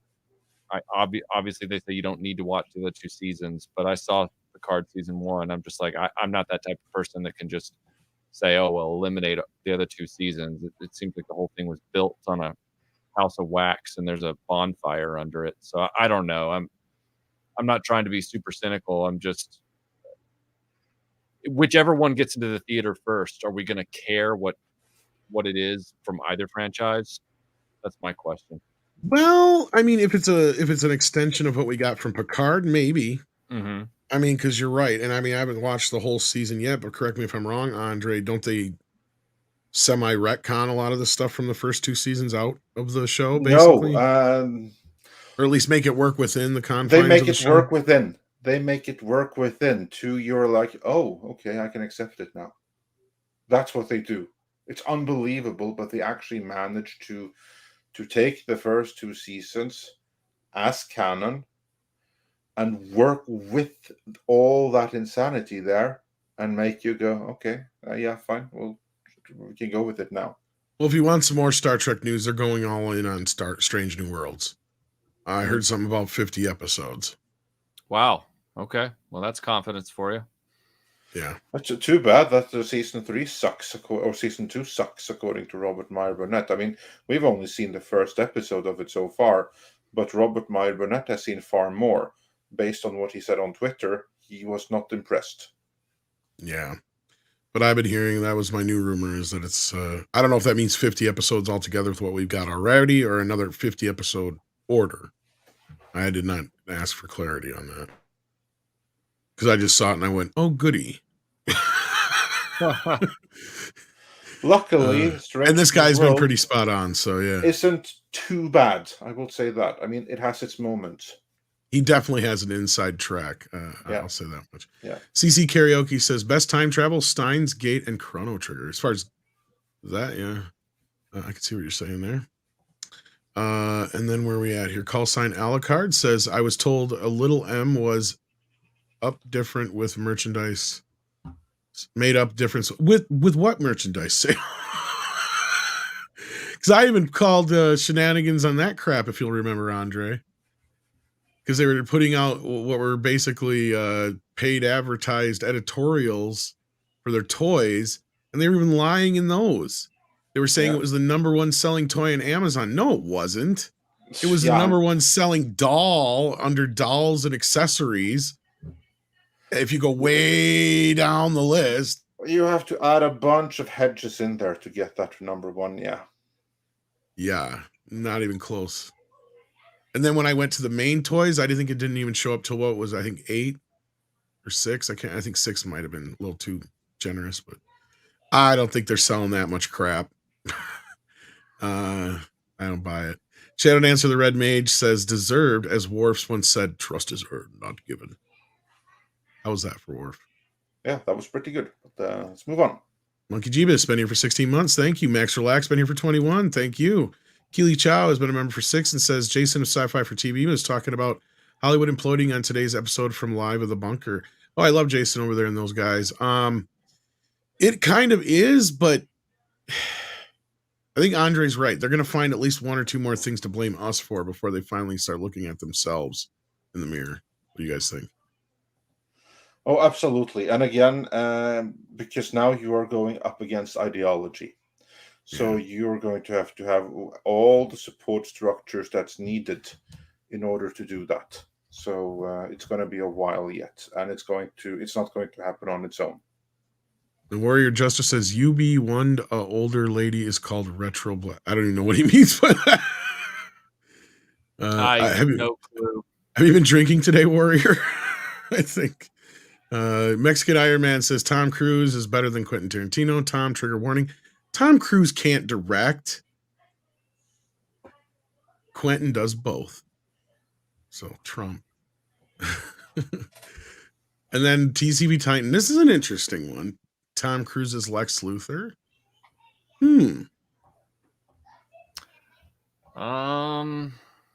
I mean, sure. At this point, can you get him into a bald cap? Would he do that? Maybe. I mean, he's done makeup stuff before, like Les Grossman and stuff like that. Yeah, maybe. I mean, he doesn't have to be bald the whole time, especially if you're doing with Tom Cruise. You're clearly going to go for the more philanthropist or whatever Lex Luthor, to where he's like the running for president type Lex Luthor kind of thing, to where he's the better, younger looking. And being that age, at least he'd be older than their proposed Superman. So I don't think it's a bad idea. What do you think, Andre? I think it's a bad idea, and we should move on because we have many more SuperChats to go through. And then Pinochet says Tom Cruise is in standalone Les Grossman. Well, this is one of those things he's been wanting to do for a while. That is a good idea. Darius Munchausen already bought his popcorn for that one, and thank you for that. And then NZ Greg has been a member for 19 months. Thank you. Kenneth Dowling says, hello, gentlemen. Wanted to catch you real quick before you left. Congrats to young Rippa on his success. I am making a superhero myself. He has been my inspiration. Have a good day, guys. Well, thank you, Kenneth. Oh, thank you, and thanks for the support. And then Zontar says, if I find the NBA exec who put the Wisconsin IndyCar race at the same time as the Canadian Grand Prix, I'm going to send him a strongly worded letter. I didn't even know we had IndyCar race here. Magitech Mag says, what's the panel's favorite time travel movie? Ninja Turtles 3. Magitech Mag says, I like turtles, and that's why I said it. That's why. I like turtles. A Super Millennial Brother says, can Warner Brothers salvage this flash bomb situation, and where does James Gunn go from here? Clooney, Bat Dad movie, sigh. No, the latter is not going to happen, I bet. I'm more than positive that he is not coming back for it. It was just a joke, like Andre said. It was a joke. And where does James Gunn go from here? He's going to direct Superman. And to answer that question, can they salvage this? Yeah. If James Gunn knocks it out of the park with his Superman, they'll have saved it. And how about that? That's a first step in the right direction. I was going to say that's a step in the right direction. Yeah, you're right. He won't have saved it, but that's a vital first step. That is one of the first steps that has to be there. If he doesn't knock it out of the park with his Superman, then it's all over. I'll tell you right now, when that first trailer drops in spring or whatever of 2024 or 25, I mean, that's what's coming out. Sorry. I'm already a year behind myself.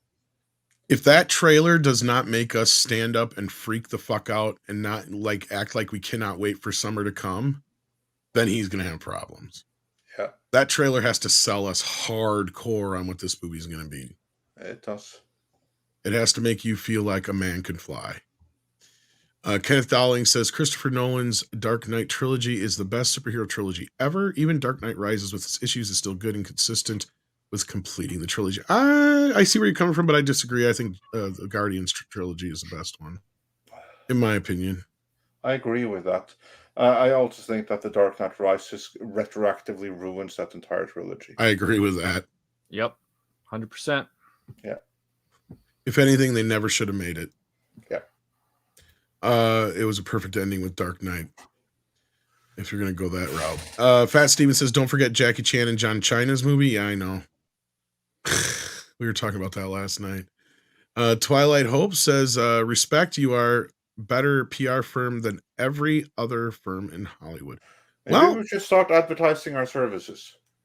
The marketing departments are one of the big problems. I know we were bringing that up earlier. They're not the main problem. They're the ones that get they are the brunt of and the the ESG trained you will find within the realm of marketing and HR. Oh, absolutely. But I was going to say they're a big part of the problem. Was what I was going to finish up with. But yeah, And they're deep rooted within the system, and that's the problem, is too much trust is put into them. Jason Fox has been a member for a year. Thank you so much. And then we've got Immortal Rhymes, who says, I never liked the Snyderverse, but it's no guarantee I'm going to like the Gunverse either. Give me 90s, 2000s DCAU in live action form any day. And I totally get where you're coming from, Immortal Remus. I'm sorry, I said Rhymes earlier. But I'll give you this to go on, and maybe it'll help you, maybe it won't. You're better off not knowing what's coming and taking a chance on it than sticking with something that sucks. Like you just said, you never liked the Snyderverse. And this is where I kind of had to let it go too, because I was thinking the same kind of things. I'm like, what are they doing here when I was getting all these leaks? But then finally I'm like, okay, I see what they're doing. If they're going to reboot this, then thank effing God, because that's what they need to do. Because we are such a muddy area at this point. We've gone through too many regimes, too many changes. The audience is turning away from this crap. And as we see now, they've turned away in droves. I think that's probably the one thing we really didn't touch on more so than anything that I think drove the audience away more than anything else. James Gunn, multiverses, any of the bullshit, is just more or less fans took one look at this and it didn't matter, because of whether they knew what was going on or not, they had enough of this shit since Batman versus Superman. They sent the signal then that they weren't into this crap and they didn't like any of this crap. The only movie that they spent money on was Wonder Woman and Aquaman. And I do not see Aquaman 2 doing what the first one did. And Wonder Woman 84 turned the audience off of Wonder Woman. So that's fucked. So you basically destroyed what little things you did have that people gave a shit about at this point, other than testing what another Superman would have been. But I mean, we could sit here and go woulda, shoulda, coulda all day long. I think at this point, that's what you got to do. And I'd rather have the unknown ahead of me than sticking with what I hate. I hope that maybe it'll help you out there. But anyway, anything else to add to that, guys, before we move on? I'm sorry I took the podium there. If Gunn is smart, he's going to draw significant inspiration from the 90s animated series. Michael? I would hope that they draw inspiration from something like that worked, rather than, I mean, again, I don't want them to carbon copy anything. I know we walk this fine line as people in pop culture who appreciate this stuff, where on the one hand, we don't want them to keep, robbing from the same, stamp pad. But on the other hand, we don't want them to get so far afield that they start trying to just put their own fingerprints on the material, and then it becomes an in-name only project. And in this case with Superman and things like that, with DC, they are in a position now where they need to echo and reseat themselves in things that work, that they know worked. And in this case, yes, I think they need to do that. Yeah, and I think the beauty of this situation, going off of what Michael's saying, which I think is brilliant, is that Gunn is in a good position because he's got a test bunny in Superman Returns, and he's got another test bunny in Man of Steel, where we've seen what happens if you go too close to the mothership of not letting go of the past, and then you have what happens if you go so far from the mothership that you, like you just said, can you ask yourself as a question, you put so much of your own stamp on this, is it even really Superman or whatever character insert here anymore? Yep. So I think he has that gauge to go by, that I think he knows he's got to stick with what works, and it's the DC or the Donner classic Superman version, which he's been posting a lot of stuff from, and hopefully, like Andre said, the 90s cartoon, which took more inspiration from the golden / 70s 80s era type Superman stories, and I can't remember the other one it took a little bit of inspiration from, but the stuff that worked. And as many of us have said, the movie's already written for you. In fact, you have a trilogy right there in that first season, basically, of the Superman cartoon, if you just cut out some of the extra stuff you don't need, basically. You do indeed, but we have more SuperChats. Yes, we do. Speaking of extra stuff, T. Stoney says, if any new Trek is produced by anyone besides Terry Metalis, it will suck. Well, we'll have to wait and see what CBS does. They're in a precarious position right now, in a sense of they know that there's a problem. They know they had a success with Picard season 3. They need to kind of look. I don't see them actually realizing Kurtzman is a problem, because he's always been somebody there to do them a favor. And we always have to remind ourselves of that. and they're going to keep him around as long as he's there because he has investments in this. They have investments in him. He's not going to go anywhere, but the most we can hope for is that they can get Terry on board and work with Kurtzman. Yeah, something will that come is, the sad reality is that is the most we can hope for. Yeah. Because these people that actually own and manage this stuff, they don't love it. They don't pay attention to it as we do. Any single person on this panel knows more about the current state of Star Trek than the people actually owning and calling the shots on it. That's just reality. Yep. Anything to add, Michael, or are you good? I am good, sirs. All right, thank you. Andrew Etsy says, or SD, if I say that right. Sorry for the late one, guys. Hope you all are blessed and well. Have you seen the new Kraven the Hunter trailer? It's mad. Yes, I watched it. I don't know if you guys got a chance. I got to see it when it leaked this morning. I saw it also leaked with half an eye. It looked really good. I hope for the best. I am excited about the possibilities inherent in the Venomverse, and this is a Venomverse movie. That may be, but I'm curious if there isn't some Wakandan, is that how you said that, connections? Because remember our report from a few years back, Andre? Yeah, absolutely. And I noticed some things being that the story's origin is happening in Africa. And I noticed that the font and the title style was very Black Panther-esque. I could just be reading too much into it, like Six said. But that took me right back to our report. And I'm like, I wonder if there's not going to be a tie somewhere here. Because, even though there is a Venomverse and the MCU proper, they would like to make you think they're both the same as much as possible on one hand, except for Amy Pascal. Sony is a good one right now. Amy Pascal's the only thorn in that stupid equation. Yeah. That's the only problem there. But anyway, thank you for that, Andrew. And then we've got Action Com who says, will Flip use The Flush as a parody title? Maybe. It's there. Kenneth Dowling says Captain America trilogy is second best. Agree to disagree with you guys on Nolan trilogy. Have a good day, guys. I'd go Guardians, then maybe the Captain, if we're talking just comic book trilogies here. Yeah, Guardians, see that then one Captain. agreement. I also agree that the Captain America trilogy is the second best after Guardians. Then maybe the Nolan, but I don't know. It's hard with a trilogy with that third film, man.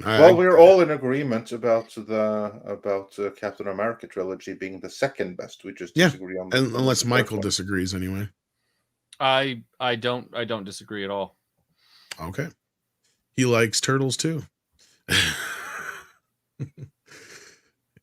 Anyway, I want to thank Michael for hopping in here. We don't get to hang out enough, so thank God for JB Weld. I'm gonna put that. I want you to tell the folks, because you do a lot of work for your channel. You do a lot of great videos, a lot of in-depth history of and talking about modern toys as well and modern problems. You run the gamut, and you do movie reviews and show review. I tons and tons of stuff. Why don't you give everybody a little idea of what you do for those few folks out there who may not be familiar with you? Peddle your wares, as they say. The quick version, because I know that Andre is probably like on fumes at this point. Quick version is now we're through SuperChats. Take your time. Oh, okay. Quick version is our jokey tagline is we do everything from Jaws to Jurassic Park, but as Tom will tell you, we do a lot of stuff on either side of that. Yeah. And we like to talk about the Gen X experience. I like to confront my nostalgia. I don't like to retreat into it. And I like to just look at it. The way I have fun with this stuff is by looking at why did they make these decisions? That's weird. Oh, this is cool, but this is illogical. And I just have fun twisting the Rubik's Cube, as it were, on our favorite properties. That's what I like to do. Not to denigrate them, just to explore them. And I like taking deep dives into a lot of this pop culture stuff. That's what I do. So you take us to the past, sir. That's right. That's right. And you know what? This is one I will say. If not, give Man-Child News a shot, guys. Like if you want to get sent, like, and you're gonna have to forgive me for misquoting this if I say it, but it has one of my new favorite ones. Was one of your latter videos here recently, where they gave them time off to pursue other. Right. Yeah. Gave them time off. Other employment opportunities, I think was what it was. Yeah, from Willow. Yeah. Like, They decided to give the cast time off to look for other employment. Go ahead and do it. You're here. No, it's like something about they went to spend time with their family or something like that. They wanted to spend more time with their family, which is basically that that whole PR thing or HR thing where they say, oh yeah, we want to give them other opportunities to look for more work while we mount Willow season 2. It's like, that never happens. That means your show is canceled. What kind of dumb excuse is that? Exactly. But it's brilliantly done. It's Thank done in the old news reel form, and you do it brilliantly. You do the voice perfectly, the whole delivery and everything. You know, it's spot on, and I love it. It's my new favorite thing you do. So I can't talk that up enough. So check that out if you haven't checked out Michael's channel yet, and then that'll send you down the rabbit hole. If not, you're already aware of him, and you should check him out recently if you haven't checked out his recent videos, because he's constantly putting out stuff. And I know it bothers Michael when people go, you should do this. There's only so much time in a year. I know, right? Well, my favorite one is when you come back, I did. Oh yeah. That's what I was going to say. It's like, yeah, but I'm like one of the few people I think that asked you to do something you hadn't done yet in some of the few rare times. But right. That was the Bill and Ted toys that I don't think you haven't gotten to yet. Yeah. And I mean, what answer do they really expect me to say? Like, I'm always going to say, yeah, I would love to explore that. I'm never going to say no about something pop. See, but mine came with $50 to buy some Bill and Ted toys. Ah. Do you remember that? No, I do. Yes. No, now it's the time has passed, but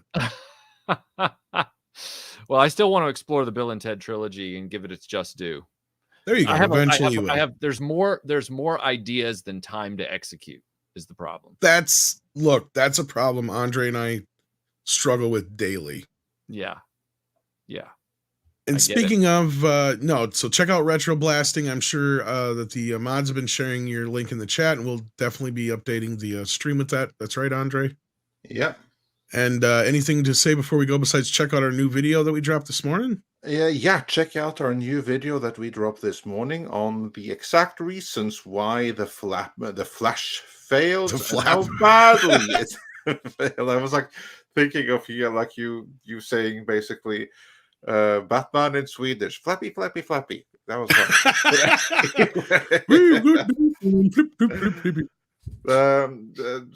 Yeah, where was I? Yeah, so check out our Flash post-mortem, and also WDW Pro recently, as in like half an hour ago, dropped a video that I recorded with him and Valiant Renegade shortly before the stream, where we talk a little bit about Indiana Jones, and we go through some new information that confirms that #Doomcock was right.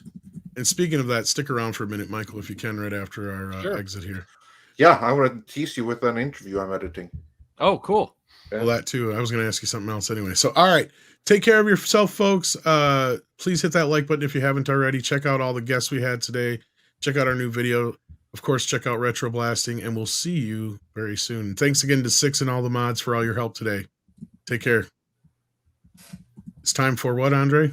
Some koalas in the rain. Koalas in the rain. Koalas in the rain. No fucks given.